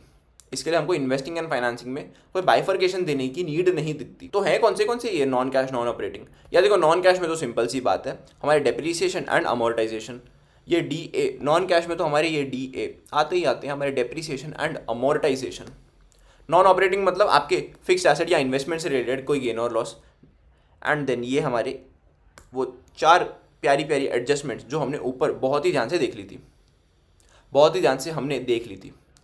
अगर आपका एक्स्ट्राऑर्डिनरी आइटम्स में से कोई गेन है तो प्लस कर दो, एक्स्ट्राऑर्डिनरी आइटम्स का कोई लॉस है या कोई कैश पेमेंट है तो उसको कर दो माइनस। काम हमारा सिंपल सा। इनकम टैक्स पेड वो तो नेगेटिव में ही आएगा। एंड ये हमारी चार टाइप के ट्रांजैक्शन जो बहुत ही ज़्यादा एग्जाम में पूछे जाते हैं। चलो भाई, इलस्ट्रेशन नंबर 1। यहाँ पर देखो हमारे सारे के सारे बैलेंस शीट के आइटम्स दिए हैं, तो यहाँ पर खुद दिमाग लगाओ कि अपने को इनडायरेक्ट मेथड से ही सॉल्व करना है। इनडायरेक्ट मेथड से ही हमको सॉल्व करना है। Profit made during the year हमको 7000 दिया है यार, लेकिन प्रॉफिट बिफोर टैक्स तो दिया ही नहीं है यार। यहाँ पे प्रॉफिट का रेट भी नहीं दिया है, तो आपको अपना टैक्स हटा के अपने को टैक्स को फिलहाल के लिए इग्नोर करना पड़ेगा। 7000 ले लिया, ठीक है भाई। चलो अभी अपने एसेट्स की एडजस्टमेंट देख लेते हैं। एसेट्स की एडजस्टमेंट देख लेते हैं। ये मेरा ओपनिंग, ये मेरा क्लोजिंग। चलो भाई देख लेते हैं। मेरे ये दो मेरे करंट एसेट्स हैं, बिल्स पेएबल, फिर creditors, outstanding expenses. Creditors, outstanding expenses are all current liabilities. Prepaid expenses, and this is also current asset. And this is a current liability. चलो भाई देख लेते हैं। बिल्स रिसीवेबल, मेरा बैलेंस साल में कम हो गया, यानी कि लोगों ने मेरे कम पैसे अटकाए। अगर इंक्रीज हो जाता है हमारे करंट एसेट तो हम उसको लेस कर देते हैं, लेकिन यहाँ पर तो फॉल हो रहे हैं, यानी कि लोगों ने मेरे कम पैसे अटका के रखे, कर दो +300। ठीक है। डेटर मेरे बढ़ गए 250 रुपीज़ से, मेरे लिए नुकसान है, माइनस कर दो 250। ठीक है। बिल्स पेएबल, यानी कि मैंने लोगों के ज़्यादा पैसे 500 रुपये के कंपैरिजन में एक्स्ट्रा पैसे मैंने लोगों के अटका रखे हैं, कर दो +500।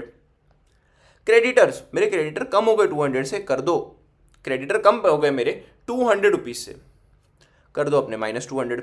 आउटस्टैंडिंग एक्सपेंसेस, मैंने लोगों के 20 रुपये ज़्यादा अटका रखे हैं, करो +20, सॉरी 250 नहीं। प्रीपेड एक्सपेंसेस मेरे कम हो गए, यानी कि मेरे मार्केट में 10 रुपये कम अटके हुए हैं। Accrued income is an asset, बढ़ गए यार, लेको करो -15। Income received in advance, it is a current liability, जो कि मेरी 55 रुपीज़ से कम हो गई है, यानी कि मैंने लोगों के इस साल कंपेरेटिवली 55 रुपीज़ से कम पैसे अटका रखे हैं, -55। चलो जी, we have our blueprint. 7000 +300 -250 +500 -200 +20 +10 -15 -55, how much do we get? 7310। 7310, yes people, 7310। Answer कैसे? हाँ, आंसर ऐसे सॉल्व करना, जितने भी प्लस है वो एक साथ लिखने हैं, एंड जितने भी माइनस है वो एक साथ लिखने हैं। जितने भी प्लस है आपको एक साथ लिखने हैं, एंड माइनस आपको एक साथ लिखने हैं। फॉर्मेट हमारा प्यारा सा, पहले हमारा प्रॉफिट, जितने भी प्लस वाले आइटम्स है, जितने माइनस वाले आइटम्स है, साथ साथ में लिख दो। हमारा net effect 7310 is the correct answer. चलो भाई, question number 2, our illustration number 2। It is a very good problem. चलो देख लेते हैं। या देखो, क्वेश्चन सॉल्व करने के टाइम में सबसे पहले तो अपना ओपनिंग क्लोजिंग देख लो, और ऊपर लिख भी दिया करो एक छोटी सी पेंसिल से। यहाँ देखो, 1 Jan 2022 opening, 31 December is our closing. यहाँ हमको क्या क्या दिया है? पहले तो इक्विटी एंड लाइबिलिटीज दिया है, very good, and then assets दिए हैं। कैश मेरा 1000 से 700 हो रहा है, यानी कि मेरा net effect of OIF, operating, investing and financing, should be -300। समझ रहे हो कैसे? समझ रहे हो कैसे? क्योंकि मेरा ओपनिंग कैश वॉज 1000, लेकिन वो कम हो गया साल के एंड में, इट इज 700, यानी कि net effect of OIF is 300। चलो कैलकुलेट करते हैं पूरा का पूरा आंसर पूरा का पूरा कैलकुलेट करते हैं। During the year machinery costing 1000, accumulated depreciation जिसके ऊपर 300 था, यानी कि इसका net balance was 700, was sold for 500, यानी कि 200 रुपये का लॉस हुआ इसके ऊपर। ये सुन के थोड़ी दिमाग में घंटी बजी। लॉस ऑन मशीनरी हमारा ऑपरेटिंग का पार्ट नहीं होता, तो हमको इसको रिवर्स करना पड़ेगा। हमें इसे रिवर्स करना पड़ेगा। Net profit of the year is 4500, यानी कि ऑपरेटिंग के इसमें पहले तो मैंने लिखा प्रॉफिट, लॉस हुआ इसके लिए इसको कर दो लॉस प्लस कर दो कितना 200। ठीक है, कर दिया, प्लस कर दिया मैंने 200। ये दो मशीनरी का क्या हुआ? एंड सोल्ड फॉर ₹500, 500 रुपये में सेल हो गई है, तो मेरी इन्वेस्टिंग एक्टिविटीज़ में प्लस होंगे 500। मशीनरी मैंने सेल करी है। The provision for depreciation against machinery was 2500 on 1 January, यानी कि opening, and closing it is 4000। ये मुझे कहाँ काम आएगा? मेरे डेप्रिसिएशन कैलकुलेशन में काम आएगा। चलो जी, कैलकुलेशन चालू करते हैं। मेरे अक्यूमुलेटेड डेप्रिसिएशन अकाउंट में opening, because it is a reserve, ये मेरा ओपनिंग आया 2500, क्लोजिंग मेरा आया 4000। Very simple. During the machinery हमने सेल भी करी, जिसका अक्यूमुलेटेड डेप्रिसिएशन वॉज 300। ये हमको एलिमिनेट करना था, तो इसके लिए हम लोग इसको एलिमिनेट कर देंगे, हमारे डेप्रिसिएशन ऑन मशीनरी सोल्ड। तो मेरा P&L का बैलेंस इसमें बॉट फॉरवर्ड कितना आया? मेरा बैलेंसिंग फिगर यहाँ पर कितना आया जो मेरा डेप्रिसिएशन होगा? चलो जी देख लेते हैं। 4300 माइनस 2500 वी गेट 1800। 1800 की मुझे डेप्रिसिएशन आ रही है। इस डेप्रिसिएशन का क्या करने का है? अरे वेरी सिंपल भैया, यहाँ पर प्लस करनी होती है हमको depreciation. It is a non cash item.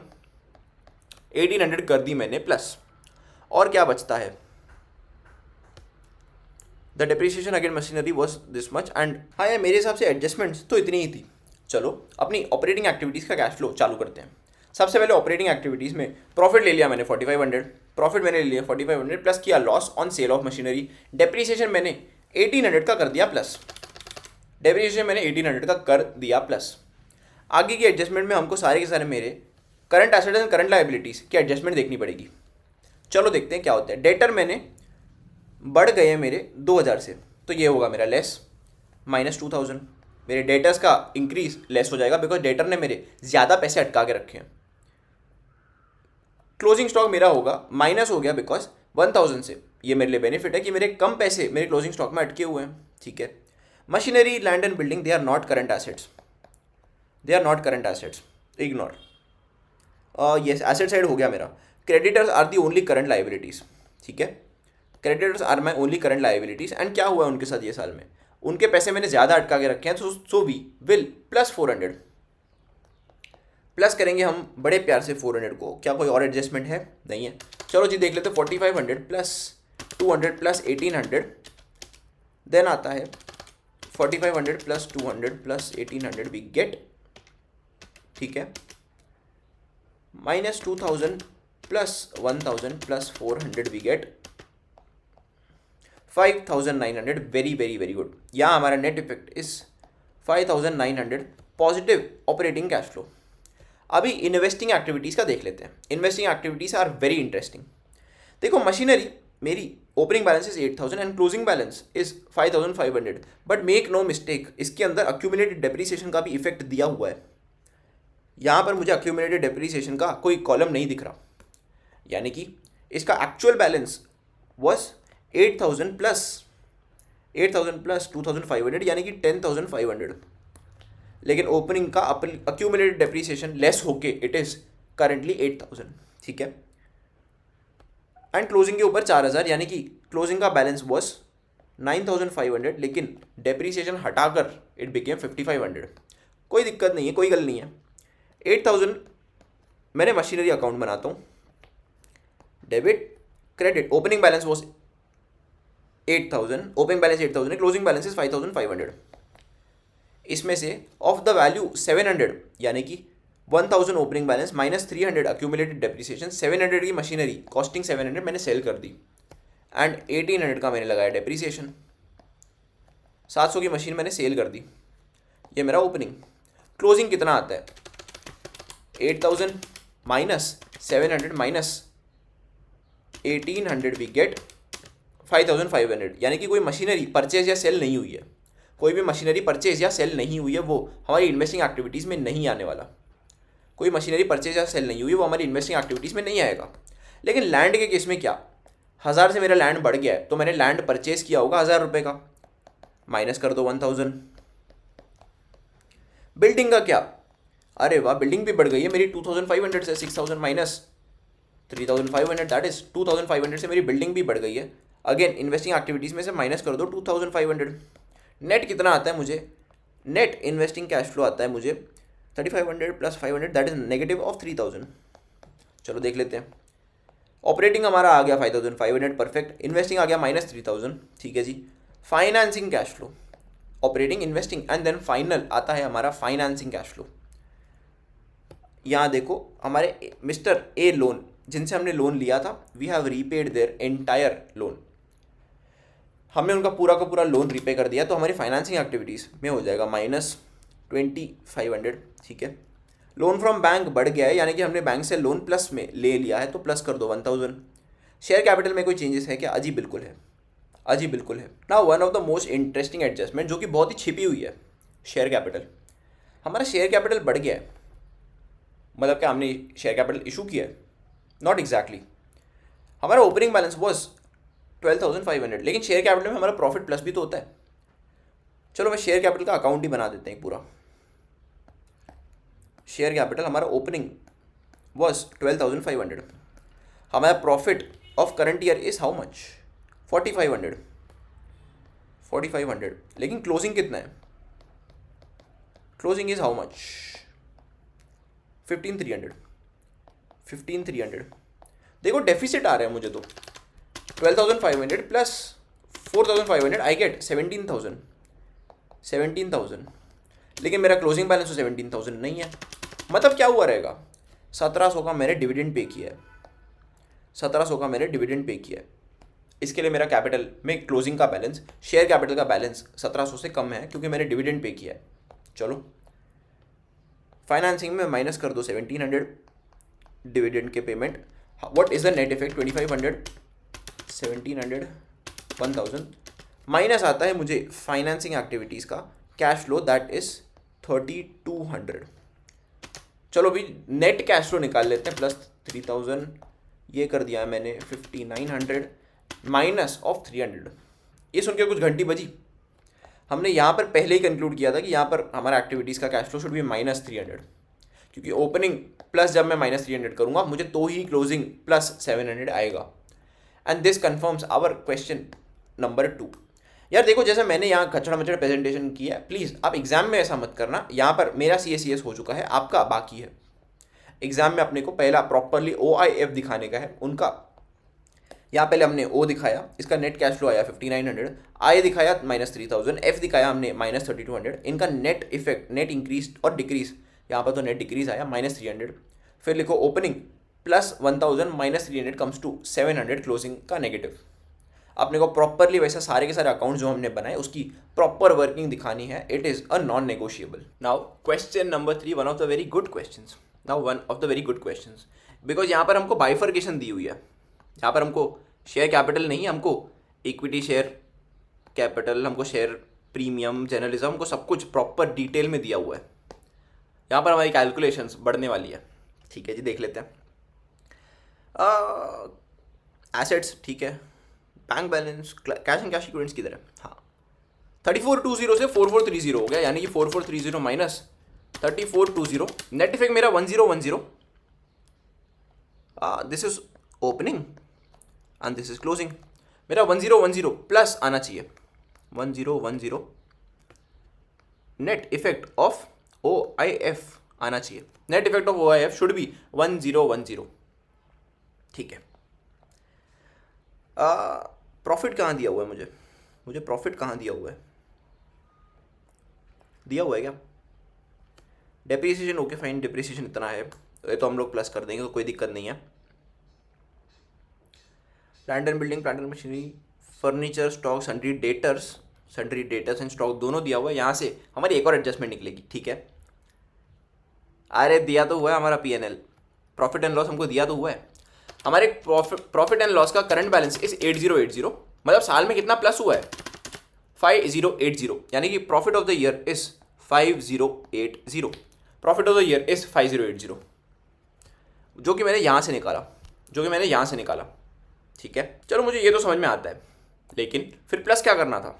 Depreciation 11,120 plus कर दो डेप्रीसिएशन ऑफ 11,120। ये सबका डेप्रीसिएशन, ये तीनों का डेप्रीसिएशन 11,120 कर दो प्लस। अभी और कुछ है क्या? कुछ और है क्या इसमें? नहीं, और तो कोई एडजस्टमेंट नहीं है। चलो भाई, ये तो मुझे आ गया। अब देखते हैं current assets and current liabilities क्या क्या आती है। Land and building, furniture and machinery, फिर ये मेरा सारे के सारे नॉन करंट एसेट्स हैं, इनको करो इग्नोर। बचे क्या? Stock and sundry debtors. ठीक है, स्टॉक मेरा ओपनिंग से बढ़ गया, विच इज़ नुकसान फॉर मी। That means 9570 8240। मेरा स्टॉक 1330 से बढ़ गया, जो मेरे लिए नुकसान है, बिकॉज मेरे ज़्यादा पैसे फिलहाल स्टॉक में अटक गए हैं। मेरे ज़्यादा पैसे फिलहाल स्टॉक में अटक चुके हैं। And the same thing is for sundry debtor 7500। 1050 से मेरा डेटर भी बढ़ गए, जो मेरे लिए नुकसानदायी चीज़ है। 1050 ओके। क्रेडिटर्स का क्या? कहाँ गया? हाँ, सन्ड्री क्रेडिटर्स का क्या हुआ? मेरे क्रेडिटर्स भी बढ़ गए हैं। 9070 माइनस 8500 आई गेट 570। मेरे 570 से क्रेडिटर्स बढ़ गए हैं, मतलब मैंने अभी लोगों का ज़्यादा पैसा अटका दिया है। प्लस कर दो 570। अब मेरा provision for taxation and proposed dividend, दोनों की दोनों मेरी लाइबिलिटीज़ है, करंट लाइबिलिटीज़ है। ठीक है, 2250 से मेरे प्रोविजन फॉर टैक्स बढ़ गया है, उसको भी कर दो प्लस करो 2250, प्लस करो मेरा 3000 से मेरा बढ़ गया है 500 से, प्लस करो 500। अभी one of the very interesting adjustments is general reserve. देखो जनरल रिजर्व में जनरली अगर हम पीएनएल बनाते हैं तो पीएनएल में से ऐसे डिडक्शन जनरल रिजर्व में पैसे डाल देते हैं, मतलब पीएनएल के बैलेंस में से हमारे प्रॉफिट 5080 में से 2000 रुपये जो हमने जनरल रिजर्व में ट्रांसफ़र करे हैं वो लेस हो चुके हैं। फिलहाल हमारा जनरल रिजर्व का बैलेंस 2000 से बढ़ गया है, 2000 से बढ़ गया है। तो फिलहाल के लिए जनरल रिजर्व में से बैलेंस हटाओ एंड प्रॉफिट में दोबारा से कर दो प्लस करो यहाँ 2000। यार अभी तक की ट्रांजैक्शन तो हम गए समझ, लेकिन अभी one of the important transaction is dividend. जितना डिविडेंड हम पे करते हैं उतना हमको हमारे प्रॉफिट में करना होता है प्लस, लेकिन जितना भी हमने डिविडेंड पे किया हमने प्रॉफिट में प्लस करने के, हमारे ऑपरेटिंग एक्टिविटीज़ में प्लस करने के बाद हमें हमारी फाइनेंसिंग में से लेस करना होता है, हमारी फाइनेंसिंग में से लेस करना होता है। तो अभी हमारा डिविडेंड अकाउंट बना देते हैं, डिविडेंड पेएबल अकाउंट, यानी कि हमारी लाइबिलिटी ओपनिंग वॉज 3000, यानी कि साल में 3000 का डिविडेंड पे हुआ होगा, 3000 का डिविडेंड साल में पे हुआ रहेगा। ये तो सिंपल सी बात है, हमारे फाइनेंसिंग में माइनस जाएगा एंड क्लोजिंग है हमारा 3500। तो बैलेंसिंग फिगर मुझे डेबिट में आता है कि करंट ईयर का डिविडेंड कितना है। करंट ईयर का डिविडेंड इज 3500, करंट ईयर का डिविडेंड इज 3500, यानी कि 3500 मुझे यहाँ प्लस करना पड़ेगा क्योंकि मैंने करंट ईयर में 3500 का डिविडेंड का प्रोविज़न बनाया है, और 3000 मुझे मेरी इन्वेस्टिंग एक्टिविटीज़ फाइनेंसिंग एक्टिविटीज़ में से माइनस करना पड़ेगा, बिकॉज 3000 उसमें से पे किया है मैंने, 3000 वहाँ पर पे कर रखा है। चलो भाई वेरी वेरी सिंपल। अरे इनकम टैक्स का प्रोविज़न का increase is not 2250, it is 4050 minus 2250 1800, very sorry, यहाँ पर प्लस 2250 नहीं प्लस 1800 होगा, प्लस 1800 होगा guys. 5050 plus 1120 11120 1330 minus 1050 plus 570 plus 1800 3500 plus 2000 21690 is our, यहाँ लिख देते हैं ऑपरेटिंग एक्टिविटीज़ का कैश इनफ्लो इज 21690 पॉजिटिव, 21690 हमारा पॉजिटिव आ जाता है। अब आते हैं इन्वेस्टिंग एक्टिविटीज़ पे। हमारी इन्वेस्टिंग एक्टिविटीज़ में हमारा लैंड एंड बिल्डिंग आएगा। लैंड एंड बिल्डिंग के ऊपर डिप्रिसिएशन है क्या 6000, यानी कि 23000 में से 23000 माइनस 6000 17000 की क्लोजिंग बैलेंस होना चाहिए, लेकिन है कितना 39000। If I do 23000 minus depreciation of 6000 I get 17000, लेकिन फिलहाल बैलेंस कितना है 39000, यानी कि परचेज हुआ है साल में 22000 का लैंड एंड बिल्डिंग परचेज हुआ है।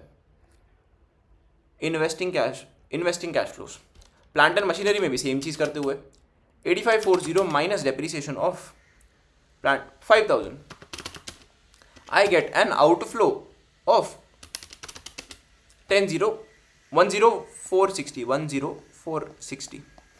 फर्नीचर के केस में वही सेम चीज़ दोहराते हुए we get minus 120, 550 minus 120 we get 430।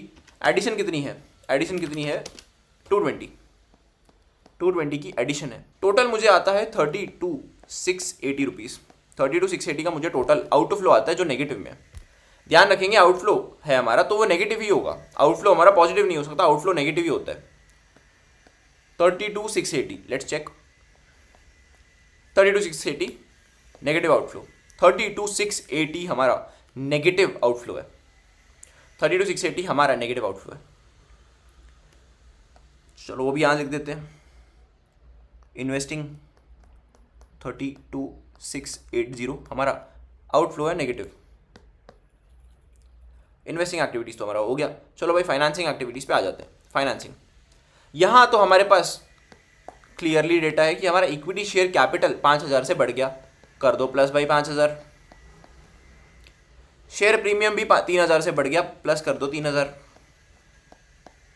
क्योंकि एक्स्ट्रा शेयर्स जब इशू होंगे तो उसका जितना कैपिटल पोर्शन होगा वो शेयर कैपिटल में जाएगा एंड प्रीमियम वाला portion will go to premium account. ठीक है भाई, वेरी सिंपल वेरी सिंपल। आ गया हो, हाँ यहाँ हमने एक्स्ट्रा 7000 का डिबेंचर्स भी इशू किए हैं, इसके लिए प्लस 7000 माइनस 3000 हमारा डिविडेंड करना ना भूलना।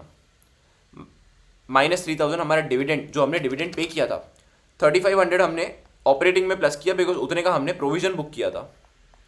लेकिन पे कितना किया था हमने, 3000। इसके लिए तो हमारा बैलेंस 500 से बढ़ गया, इसी की वजह से हमारा बैलेंस 500 से बढ़ चुका है। नेट इफेक्ट कितना आता है, 53 प्लस आ गया मुझे 12,000, प्लस मुझे 12,000, यानी कि फाइनेंसिंग एक्टिविटीज़ का cash inflow is 12,000। Let's check once, financing activities का cash inflow is 12,000, financing activities का कैश इनफ्लो इज 12,000। चलो इसका नेट इफेक्ट देख लेते हैं। 12,690 minus 32,680 plus 12,000 we get 1010 net effect. Net effect मुझे कितना आ रहा है, 1010 पॉजिटिव, जो कि मेरा यहाँ से मैच हो चुका है, जो कि मेरा यहाँ से मैच हो चुका है, जो कि मेरा यहाँ दी हुई डेटा से कंप्लीटली मैच हो चुका है, यहाँ से मेरा कंप्लीटली डेटा मैच हो चुका है। ये काफ़ी प्यारा क्वेश्चन था। क्वेश्चन नंबर 1 और 2 को करो इग्नोर, क्वेश्चन नंबर 1 और 2 बड़े एवरेज से क्वेश्चन है, लेकिन हाँ question number 3 is a good question, इसको एक बार लिख के सॉल्व करना मत भूलना। Question number 3 is a good problem, इसको लिख के सॉल्व करना मत भूलना। क्वेश्चन नंबर 3 तो हमने प्रैक्टिस कर लिया, लेकिन हमारा क्वेश्चन नंबर 4 इज़ अ बड़ा भाई ऑफ क्वेश्चन नंबर 3। हमने जो क्वेश्चन नंबर 3 में कुछ कॉन्सेप्ट पढ़ रखे हैं, उन्हीं का कुछ एडवांस एप्लीकेशन हमारे क्वेश्चन नंबर 4 में है। चालू करते हैं हमारा question number 4, illustration 4 sorry, opening, closing, equity share capital, redemption, redeemable preference shares, general reserve, PNL. आज ही बिल्कुल पीएनएल से हमको 1800 नेट प्रॉफिट मिल गया, सेम जैसा पहले किया था। Creditors, provision for tax, goodwill, land and building, ये तो हमारे एसेट्स हो गए। डेटर, स्टॉक एंड रिसीवेबल हमारे करंट एसेट्स हो गए, जिसका एडजस्टमेंट हमको करना पड़ेगा। हाँ यहाँ पर ये दिया हुआ है, यहाँ पर ये दिया हुआ है, ठीक है। तो हमारे opening cash and cash equivalents कितने हैं, ओपनिंग तो 2500 है, दोनों का प्लस कर दिया। क्लोजिंग है हमारे 1800, closing is 1800, 2500 minus 1800 we get, यानी कि 700 माइनस 700 हमारा नेट इफेक्ट ऑफ OIF होना चाहिए। Net effect should B 700 minus होना चाहिए 700। डेप्रीसिएशन कितना दिया है, 2000 on land and building, 1000 on plant, यानी कि टोटल 3000 का डेप्रीसिएशन है, 3000 का डेप्रीसिएशन है, कर दो प्लस 3000, डेप्रीसिएशन 3000, डेप्रीसिएशन 3000 कर दो प्लस, इंटर्म डिविडेंड 2000 पे हुआ है तो वो भी प्लस कर दो। ऑपरेटिंग में डिविडेंड पे जो हो चुका है, हमारा प्रपोज डिविडेंड से इसको कंफ्यूज मत करना, प्रपोज डिविडेंड से इसको कंफ्यूज मत करना, डिविडेंड जितना पे हो चुका है उतना इस 2000 कर दो प्लस। ये हमारी फाइनेंसिंग एक्टिविटीज़ में माइनस भी होगा आगे जाकर, इसको अपन याद रखेंगे। Income tax has been paid 3500 during the year, 3500 का इनकम टैक्स पे हो चुका है ड्यूरिंग द करंट ईयर, ठीक है जी, परफेक्ट। अभी कहाँ से स्टार्ट, ये तो दोनों मेरी current liabilities, and what else do we have here, ठीक है, let's start. Goodwill, land and building and plant and machinery तो हमको इग्नोर करनी है, ये हमारे नॉन करंट एसेट्स है। डेप्रीसिएशन 3000 थी जो हमने प्लस कर दिया, डिविडेंड 2000 वो भी हमने देख लिया। डेटर्स मेरे बढ़ चुके हैं 4000 रुपीज़ से, यानी कि डेटर्स ने मेरे एक्स्ट्रा 4000 रुपये अटका दिए, कर दो माइनस 4000, ठीक है। स्टॉक मेरा बढ़ गया है दोबारा से, अगेन 10,900 माइनस 770, 3,200 से कर दो लेस। बिल्स रिसीवेबल भी 1000 रुपये से बढ़ गए हैं, इसके लिए इसको भी माइनस कर दो 1000। क्रेडिटर्स मेरे बढ़ गए हैं, यानी कि मैंने क्रेडिटर्स का एक्स्ट्रा पैसा अटका रखा है, क्रेडिटर्स का मैंने 2800 रुपीज़ एक्स्ट्रा अटका रखा है, इसके लिए प्लस करो 2800। हमने अभी तक क्रेडिटर्स को एडजस्ट कर दिया, अभी बिल्स पेबल को करने वाले, डेटर, स्टॉक एंड रिसीवेबल को भी कर दिया, ठीक है। आगे देखते हैं, डेप्रीसिएशन भी हमने ये कर दिया, इंटरिम डिविडेंड भी कर दिया, लेकिन इसको फाइनेंसिंग में करना बाकी है। इनकम टैक्स भी हमने कर दिया, नहीं इनकम टैक्स हमने नहीं किया, इनकम टैक्स की एडजस्टमेंट बाकी है, इनकम टैक्स की एडजस्टमेंट अभी बाकी है मेरे दोस्त, ठीक है। बिल्स पेबल 400 रुपये से कम हो गए, यानी कि हमने लोगों के कम पैसे अटका रखे हैं, 400, यस 400, ठीक है। अभी देखते हैं हमारा क्या क्या बाकी है। रिजर्व में से 3000 रुपये एक्स्ट्रा आ गए तो कर दो प्लस 3000। पीएनएल का तो हमने कर दिया। नाउ प्रपोज्ड डिविडेंड, हमने देखा था कि हमको हमारा क्लोजिंग आउटस्टैंडिंग कितना है, प्लस 5000, एंड ये ओपनिंग जो आउटस्टैंडिंग रहेगा वो हमको करंट ईयर में पेबल रहेगा। डिविडेंड जैसा मैंने लास्ट टाइम अकाउंट बनाया था 4200 मेरा ओपनिंग था, लेकिन उसमें से पे कितना हुआ होगा ड्यूरिंग द ईयर 4200। हमने एडिशनली भी 2000 का डिविडेंड ड्यू करके पे किया था, ड्यू 2000 जो कि पे भी हो गया इंटरिम डिविडेंड करके 2000 ही था ना इंटरिम डिविडेंड 2000, लेकिन हमारा क्लोजिंग उसके बाद भी 4500 क्लोजिंग डिविडेंड 5000 आ रहा है हमारा क्लोजिंग डिविडेंड, यानी कि हमने पीएनएल में एडिशनली और 5000 का डिविडेंड बुक किया हुआ है, हमने एडिशनली और 5000 का डिविडेंड बुक किया हुआ है। इसके लिए we are plus doing the dividend and less कितना होगा हमारे फाइनेंसिंग में से 4200 एंड 2000, यानी कि टोटल मिला के 6200 का डिविडेंड लेस होगा हमारे फाइनेंसिंग एक्टिविटीज़ में से। इसको याद रखेंगे अच्छे से। चलो भाई डिविडेंड का भी काम हो गया। बचा क्या हमारा प्रोविजन फॉर टैक्सेशन। हमारा प्रोविजन फॉर टैक्सेशन, हमने टैक्स कितना पे किया है साल में, हमने टैक्स कितना पे किया है साल में 3500, हाँ 3500। चलो भाई हमने प्रोविजन कितना बनाया रहेगा, फटाफट कैलकुलेट करते हैं। प्रोविजन फॉर टैक्स अकाउंट अगर मैं बनाता हूं, opening balance is 4000, opening, closing is how much 5000, closing provision for tax 4000 5000, हाँ ठीक है। करंट ईयर में मैंने प्रोविजन कितना बनाया है 3500 ही बनाया है ना, नहीं प्रोविजन नहीं, मैंने पे इतना किया है, आई हैव पेड 3500, यानी कि 8500 minus if I do 4000 I get 4500, जितना मैंने प्रोविजन बनाया रहेगा। मैंने बुक्स में एक्सपेंस तो 4500 का बुक किया, लेकिन पे कितना किया है, सिर्फ 3500। चलो जी देख लेते हैं इसको कैसे एडजस्ट करेंगे। हमने नेट प्रॉफिट में एक्सपेंस कितने का बुक किया है 4500, जो हमको यहाँ आया। हमने पीएनएल में इतने का एक्सपेंस बुक करा हुआ है, तो इसके लिए इसको प्लस कर दो 4500। लेकिन इनकम टैक्स पेड कितना है साल भर में, इनकम टैक्स पेड इज 3500 का एक्सपेंस हमारा पेड है। हमने सिर्फ 3500 का इनकम टैक्स एक्सपेंस पे किया हुआ है। लेकिन एक चीज़ भूलना नहीं, गुडविल कम हो चुकी है, मतलब अमोर्टाइजेशन 11,500 से 9,000 हो चुकी है, यानी कि 2,500 का अमोर्टाइजेशन भी चार्ज हुआ है। लेकिन भैया लिखा तो नहीं है, ये एक हिडन एडजस्टमेंट है। गुडविल जहाँ भी दिखे आपका दिमाग हमेशा अमोर्टाइजेशन की तरफ भागना चाहिए। चलो भाई अभी देख लेते हैं 1800 plus 3000 plus 2000 plus 2500 minus 4 minus 3200 minus 1000 2800 minus 400 plus 3005 minus 3500 I get 12,500 I get operating activities का कैश फ्लो। ऑपरेटिंग एक्टिविटीज़ का कैश फ्लो आई गेट 12,500। एक बार चेक कर लेते हैं। हाँ जी भाई 12,500 का ऑपरेटिंग एक्टिविटीज़ का कैश फ्लो हमें मिल जाता है। ठीक है,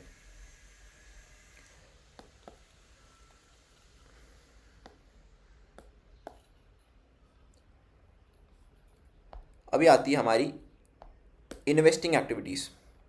इन्वेस्टिंग एक्टिविटीज़ की भी कैलकुलेशन बहुत प्यारी होगी।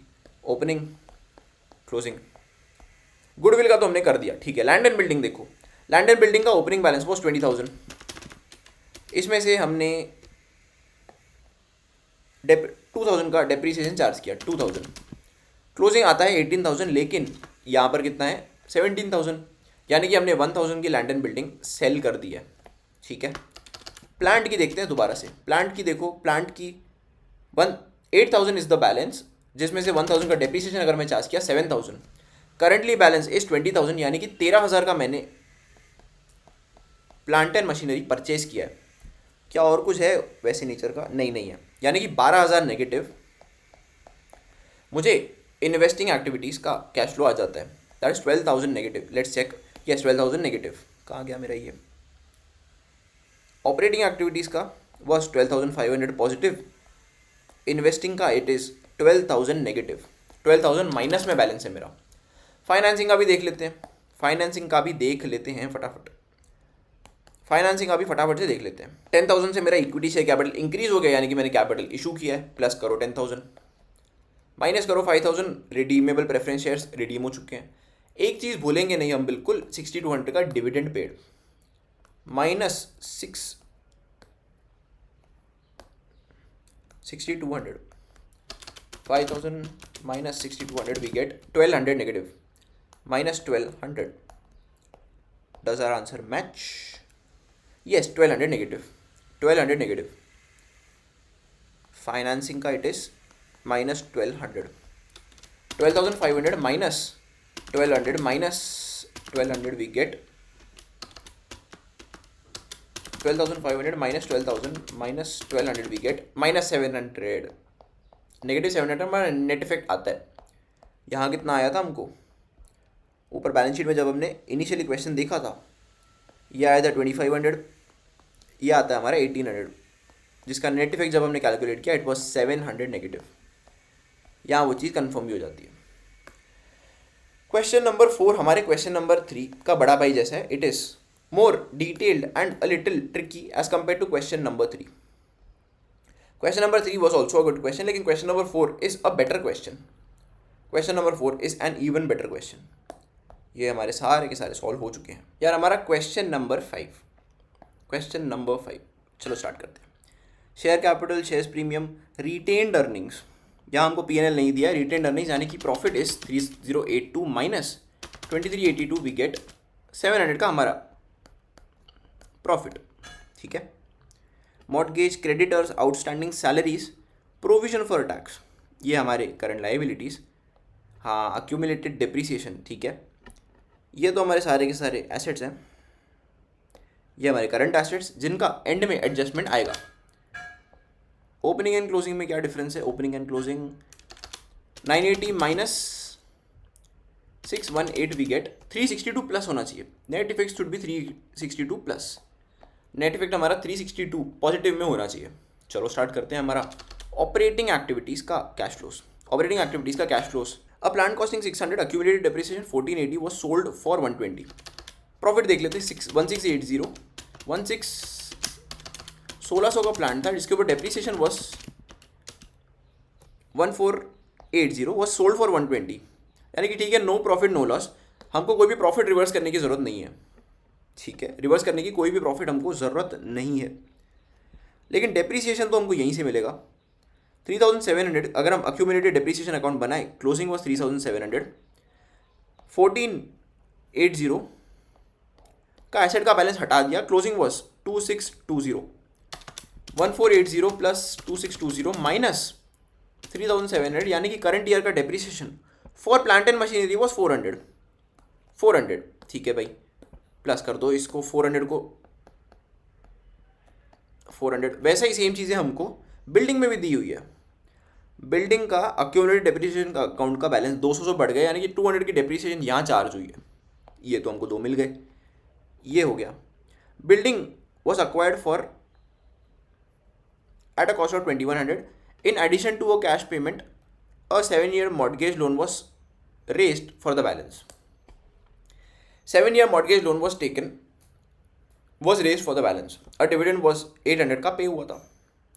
800 का डिविडेंड पे हुआ था। जब 800 का डिविडेंड पे हुआ था, प्लस करेंगे 800, सिंपल सी बात है। Provision of 1390 was transferred to, यानी कि प्रोविजन फॉर टैक्स कितना है? 1390। टैक्स पेड कितना होता है? 1390 टैक्स पेड कितना है? चलो भाई कैलकुलेट कर लेंगे। 700 प्लस 390, ठीक है। टैक्स पेड कितना आता है? चलो भाई फिर से प्रोविजन अकाउंट बना देते हैं। प्रोविजन का ओपनिंग बैलेंस वॉज 100, 1390 ट्रांसफर हो गया, बैलेंस कितना है? 140। तो पे कितना हो गया? 1390 प्लस 100 माइनस 140, इट इज 1350। 1350 का टैक्स पे हुआ है करंट ईयर में। ठीक है, 1350 का टैक्स पे हुआ है। अभी हम हमारी liabilities and current assets and current liabilities का एडजस्टमेंट देख लेते हैं। मेरा स्टॉक कम हो चुका है 1022 माइनस 962 वी गेट 60 रुपीज़ से मेरा स्टॉक कम हो चुका है। प्लस कर दो 60, क्योंकि बेनिफिट है। मेरे स्टॉक में पैसे कम अटके हैं as compare to previous year. 100 rupees plus कर दो डेटर्स के, क्योंकि यहाँ पर भी मेरे पैसे कम हो चुके हैं। माइनस कर दो 8, क्योंकि मेरे ज़्यादा पैसे प्रीपेड एक्सपेंसेस में अटक चुके हैं। करंट एसेट्स हो गए पूरे।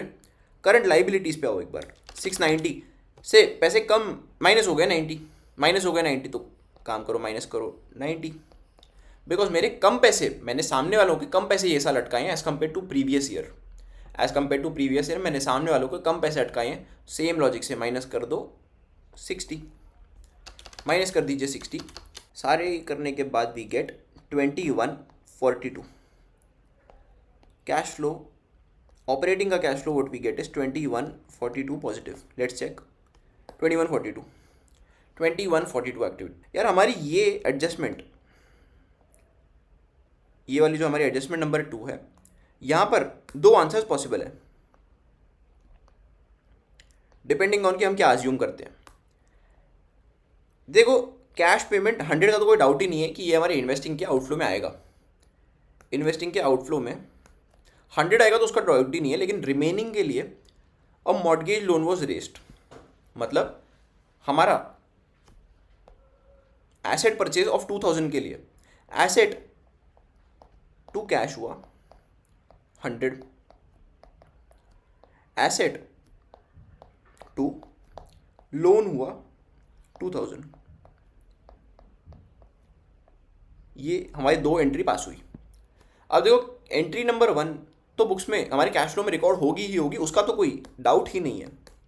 लेकिन एंट्री नंबर 2 में कोई ऐसा भी सोच सकता है कि भैया पहले तो हमने लोन लिया 2000 का, फिर लोन के जो 2000 रुपये हमको रिसीव हुए हैं उसके पैसे भर के हमने एसेट खरीदा, तो यार ये तो हमारे कैश फ्लो में आना चाहिए ना। टेक्निकली आना चाहिए, लेकिन इंस्टीट्यूट ऐसे ट्रांजैक्शंस को नहीं लेता। टेक्निकली आना चाहिए बिकॉज 2000 रुपये पहले तो आपने रिसीव किए, उसके बाद आपने 2000 रुपये आपने रिसीव किया एंड देन आपने लोन के अमाउंट के पैसों से एसेट खरीदा, तो पहले ये लोन यानी कि फाइनेंसिंग एक्टिविटीज़ में एज प्लस आना चाहिए एंड इन्वेस्टिंग एक्टिविटीज़ में हमारा ये 2000 माइनस होना चाहिए। लेकिन एक बार देख लेते हैं इंस्टीट्यूट क्या करता है। मेरे हिसाब से हम लोग इन ट्रांजैक्शंस को इग्नोर करते हैं। इन ट्रांजैक्शंस को येस इंस्टीट्यूट भी इग्नोर कर रहा है। इंस्टीट्यूट ऐसे मॉर्गेज वाले ट्रांजैक्शंस को इग्नोर कर रहा है बिकॉज इस जर्नल एंट्री में कैश आ ही नहीं रहा। तो अपन भी वैसे ही करेंगे, लेकिन आप ऑल्टरनेटिवली ये भी अज्यूम कर सकते हो कि पहले आपने कैश रिसीव किया, तो फाइनेंसिंग एक्टिविटीज़ में प्लस करो 2000, फिर माइनस करो 2000, नेट इफेक्ट अपना सेम ही आएगा। नेट आंसर अपना प्लस 2000 एंड माइनस 2000 करके सेम ही आएगा, लेकिन बस प्रेजेंटेशन का तरीका हमारे इंस्टीट्यूट का थोड़ा सा डिफरेंट है। हमारे इंस्टीट्यूट का प्रेजेंटेशन का तरीका थोड़ा डिफरेंट है। तो मैं फिलहाल आपको इंस्टीट्यूट वाला ही आंसर करवा रहा हूँ, लेकिन ऑल्टरनेट अजम्पशन भी इस आंसर में पॉसिबल है। बिल्डिंग का देखो माइनस हो गया 100, ठीक है, और दूसरे कौन सा हमने परचेज किया है, इन्वेस्टिंग एक्टिविटीज़ प्लस करो 120 जो हमने यहाँ पर सेल किया इन्वेस्टिंग में, और देखो कौन सी क्या क्या चीज़ें हैं। 200 से हमारा लैंड बढ़ गया, माइनस करो 200। बिल्डिंग तो 2100 की हमने परचेज कर ली। प्लांट एंड मशीनरी पर देख लेते हैं। 6200 में से हमने 16 माइनस करो 1600, वो तो हमने बेच दिया। बैलेंस इज 4600, लेकिन नहीं, closing is 6600 which comes to 2000 का हमने बिल्डिंग परचेज किया है। इसमें से अगेन 2000 लेस कर दो बिकॉज हमने बिल्डिंग परचेज भी तो करी है। नेट आउटफ्लो अपना कितना आता है? 120 2180 नेगेटिव, 2180 नेगेटिव, यस 2180 नेगेटिव। यहाँ पर ऐसा भी सोच सकते थे कि हमने 4180 आउटफ्लो है एंड यहाँ पर हम और 2000 आउटफ्लो में भी दिखा सकते थे। हम यहाँ पर वैसा भी कर सकते थे। That is also an acceptable answer. अभी आती है हमारी फाइनेंसिंग एक्टिविटीज़ की बारी। शेयर कैपिटल मेरा 1000 से बढ़ गया, सिक्योरिटीज़ प्रीमियम 200 से बढ़ गया, यानी कि 1200 के मैंने शेयर्स इशू करे, प्लस करो 1200, वेरी कूल। रिटेन अर्निंग्स को छोड़ दो। हाँ, यहाँ पर ये भी सोच सकते थे, अगर हमारा ऑल्टरनेट आंसर जो हम लेते थे, यहाँ पर 2000 का मॉर्गेज भी लिया जा सकता था, लेकिन बिकॉज हमने एसेट टू मॉर्गेज किया, हम ये 2000 को इग्नोर करेंगे हमारे आंसर के लिए। ये 2000 को हम इग्नोर करेंगे हमारे आंसर के लिए। हमने डिविडेंड कितना पे किया है? डिविडेंड 800 रुपीज़, 800 का डिविडेंड हमने पे किया हुआ है, तो माइनस करेंगे 800। I get 400 positive financing cash flows. 2142 minus 2180 plus 400 I get plus 362। यहाँ पे तो अपना आंसर मैच हो गया इससे। फाइनेंसिंग एक्टिविटीज़ 400 पॉजिटिव आया, लेट्स चेक। 400 पॉजिटिव आया, यस 400 पॉजिटिव आया, 362 नेट आया। एंड दिस, हाँ, this completes all of our 5 question, जिसमें से question number 5 and question number 4 were 2 very good question. Question number 4 was a better question. Question number 5 में देखो मैं बता रहा हूँ, फाइनेंसिंग आ गया, हाँ, फाइनेंसिंग एक्टिविटीज़ में ऐसा भी हो सकता था कि आप +2000 करो। फाइनेंसिंग एक्टिविटीज़ का आउटफ्लो कितना आएगा, फिर इनफ्लो 2400 आएगा। लेकिन आपने ऑपरेटिंग में तो कोई डाउट ही नहीं है, ऑपरेटिंग वाला 2142 इज करेक्ट, 2142। लेकिन इन्वेस्टिंग का आउटफ्लो कुड भी, यहाँ पर -2000 और कर दो, 4180। इसका आंसर 2142 आउटफ्लो -4180 +2400, इसका भी हमको नेट आउटफ्लो 362 ही आएगा। It is just that institute ने एसेट 2 जो हमने मॉर्टगेज किया है उसको एक नॉन कैश ट्रांजैक्शन माना है। लेकिन हम ये भी सोच सकते हैं कि पहले हमने लोन से पैसे लिए होंगे, उसके बाद ही तो एसेट खरीदा होगा। हमने पहले लोन से पैसे लिए, that is cash inflow, and जब हमने एसेट खरीदने के लिए पैसे बाहर खर्चे किए, that is cash outflow. Asset खरीदने वाला cash outflow is our investing activities का कैश आउटफ्लो, एंड लोन वाला cash inflow is our financing activities का कैश इनफ्लो। ये अजम्पशन भी आप रख सकते हैं, जहाँ पर आपको ये आंसर फिर ऐसे अलग से आएगा, ये आपको अलग आंसर आएगा। And this completes all of our 5 good questions, जिनमें से क्वेश्चन 3 तो थोड़ा 1 2 3 तो ठीक ठाक से ही थे, लेकिन question number 4 and 5 are good questions. 4 and 5 are good questions. 5 पे ध्यान रखना, अगर एग्जाम में आता है आप इंस्टीट्यूट वाला ही आंसर को प्रायोरिटी दीजिएगा। फोकट नहीं तो इंस्टीट्यूट आपके मार्क्स काटेगा। क्वेश्चन नंबर 5 में आपको इंस्टीट्यूट का ही आंसर फॉलो करना है। क्वेश्चन नंबर 5 में आपको इंस्टीट्यूट का ही आंसर फॉलो करना है। फोकट अपने मार्क्स नहीं कटवाने हैं, अपनी एग्जाम में चटक बनने की ज़रूरत नहीं है। जो आपका इंस्टीट्यूट का आंसर है उसी को ही फॉलो करिएगा। कोशिश करके अगर आप इंस्टीट्यूट का ही आंसर फॉलो करेंगे, आपको मार्क्स कटने के चांसेस कम से कम हो जाते हैं। एग्जाम में चटक बनने की ज़रूरत नहीं। चलो भाई, हमारे सारे के सारे प्रैक्टिकल कॉन्सेप्ट्स तो हो गए, थोड़े थियरी क्वेश्चंस हमारे बच जाते हैं। हमारा कैश फ्लो स्टेटमेंट्स की कुछ लिमिटेशंस भी होती है। हमारे कैश फ्लो स्टेटमेंट्स हमारी इनकम स्टेटमेंट नहीं होती है, बिकॉज कैश फ्लो स्टेटमेंट में हमारी जो इनकम रिसीव्ड इन एडवांस होती है, एक्सपेंस पेड इन एडवांस होते हैं, सारी की सारी अक्रूवल एंड एडवांस वाली चीज़ों को कंसिडर नहीं किया जाता। All of these things are ignored, जो हमारी इनकम स्टेटमेंट में कंसिडर कर लिए जाते हैं। Cash balance as disclosed by the cash flow statement may not represent real liquid position, because these can be easily influenced by positioning purchases and other payments. हमारे cash balance को फेरबदल किया जा सकता है। मतलब मेरे बैंक में समझो 12 लाख रुपीज़ पड़े हैं, लेकिन ये पैसे ब्लॉक्ड पड़े हैं। क्यों? क्योंकि मैंने बैंक से लोन ले रखा है जो मेरे फाइनेंसिंग एक्टिविटीज़ में दिख रहा है। लेकिन क्या ये पैसे मेरे फ्रीली यूजेबल हैं? मेरे पास जो 12 लाख रुपीज़ बैंक में पड़े हैं, क्या ये चीज़ फ्रीली यूजेबल है? नहीं यार, बैंकर का लीन है उसके ऊपर, मैं बैंकर की परमिशन के बिना इसको खर्च कर ही नहीं सकता। But as per our definition ये हमारे कैश फ्लो के कैश एंड कैश इक्वालेंट्स में आ जाएगा, जो कि गलत है, क्योंकि ये पैसे मैं बिना बैंकर की परमिशन के तो यूज़ ही नहीं कर सकता। ये मेरा कैश बैलेंस थोड़ी है, ये पैसे मेरे कैश बैलेंस में थोड़ी आने चाहिए, ये फ्रीली यूजेबल थोड़ी है। इनके ऊपर रेस्ट्रिक्शंस है जो मेरा बैंकर लगाएगा मेरे पे। ठीक है, cash flow statement can not replace the income statement. हमारे इनकम स्टेटमेंट का अलग पर्पज़ है, हमारे कैश फ्लो स्टेटमेंट का अलग पर्पज़ है, कोई एक दूसरे को रिप्लेस नहीं कर सकता है। हमारे कैश फ्लो स्टेटमेंट को हम इंटरप्रेट कैसे करते हैं? क्या देखो, हमारी ऑपरेटिंग एक्टिविटीज़ हमेशा ही पॉजिटिव होनी चाहिए, मतलब एंटिटी का बिजनेस बढ़ रहा है। लेकिन अगर ऑपरेटिंग एक्टिविटीज़ नेगेटिव है, मतलब एंटिटी बहुत ही बुरे तरीके के बिजनेस कर रही है, तभी तो आपकी ऑपरेटिंग एक्टिविटीज़ नेगेटिव है। Operating activities should always be positive, कभी नेगेटिव होनी ही नहीं चाहिए। लेकिन इन्वेस्टिंग एक्टिविटीज़ में यार देखो, इन्वेस्टिंग एक्टिविटीज़ हमेशा ही नेगेटिव होनी चाहिए। क्यों? अगर नेगेटिव है मतलब एंटिटी केपेक्स कर रही है, कैपिटल एक्सपेंडिचर कर रही है। कोई भी समझो, इंसान के बुरे दिन आते हैं तो सबसे पहले क्या करता है यार, अपना जितना गोल्ड, ज्वेलरी, एसेट्स, फिर घर वर सब बेचना चालू करता है। लेकिन अगर कोई पर्सन कॉन्स्टेंटली नई गाड़ियाँ खरीद रहा है, नई ज्वेलरी खरीद रहा है, अच्छे से घर खरीद रहा है, मतलब उसके दिन अच्छे चालू है, राइट? वही लॉजिक हमारी केपेक्स में आती है इन case of investing cash flow. अगर एक कंपनी कॉन्स्टेंटली केपेक्स में पैसे डाल रही है, मतलब वो अपना बिजनेस एक्सपैंड कर रही है, कंपनी अपना बिजनेस एक्सपैंड कर रही है, लेकिन इसका मतलब ये नहीं है कि अगर हम लोग अपने केपेक्स को सेल कर रहे हैं तो वो एक बुरी बात है।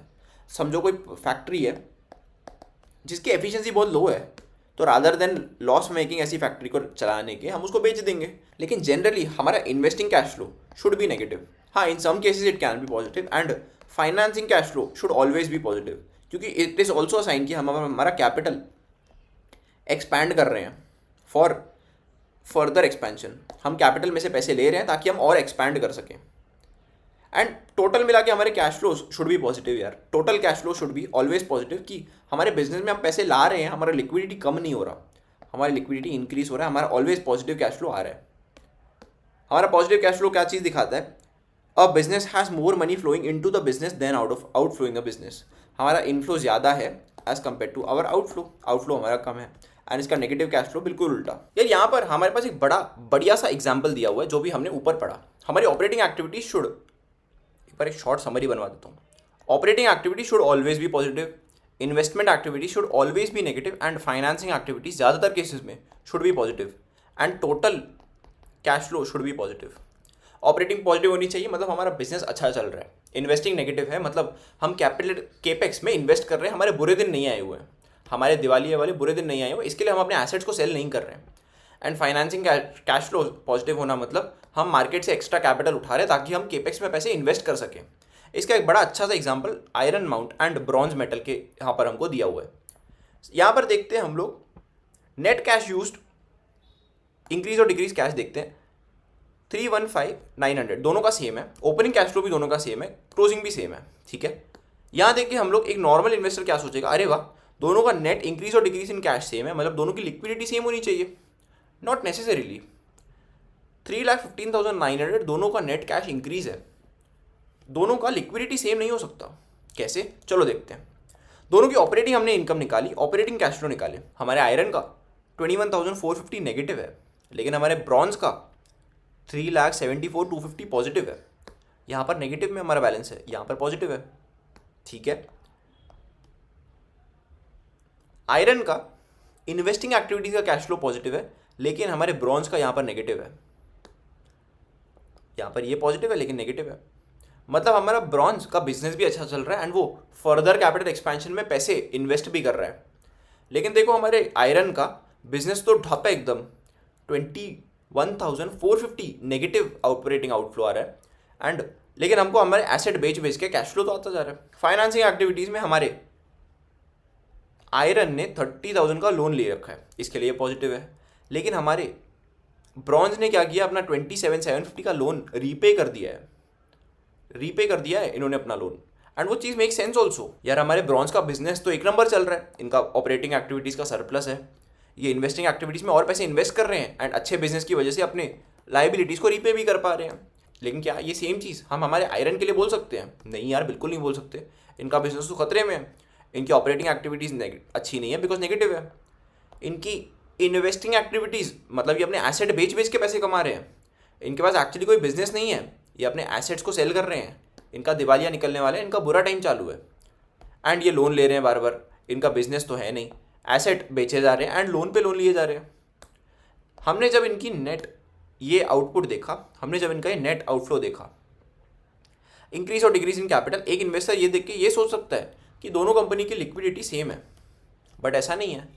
हमारा ब्रॉन्ज जहाँ एक सक्सेसफुल बिजनेस चला रहा है, आयरन माउंट का बिजनेस बंद होने वाला है क्योंकि उसके ऑपरेशन ही नेगेटिव रिजल्ट दे रहे हैं। इसके लिए हमारे interpretation should be very good. Financing activities positive negative दोनों हो सकती है। फाइनेंसिंग एक्टिविटीज़ आप मार्केट से लोन ले भी सकते हो एंड जब आपके दिन अच्छे चल रहे हैं आप लोन रीपे भी कर सकते हो, कोई उसमें दिक्कत नहीं है। इन्वेस्टिंग एक्टिविटीज में नेगेटिव आना it is a very good sign कि आप कैपिटल एक्सपेंडिचर में पैसे इन्वेस्ट कर रहे हो। एंड ऑपरेशंस तो हमेशा ही पॉजिटिव होनी चाहिए। This is the difference that good interpretation of financial makes. And total तो हमारे ऑलवेज ही पॉजिटिव होनी चाहिए, उसकी तो कोई बात ही नहीं है। And this my dear friends completes our cash flow statements का चैप्टर। यहाँ पर मॉड्यूल में कुछ एक्स्ट्रा क्वेश्चन दे रखे हैं जो आप फटाफट से सॉल्व करेंगे एंड इनके आंसर्स निकालते जाएंगे।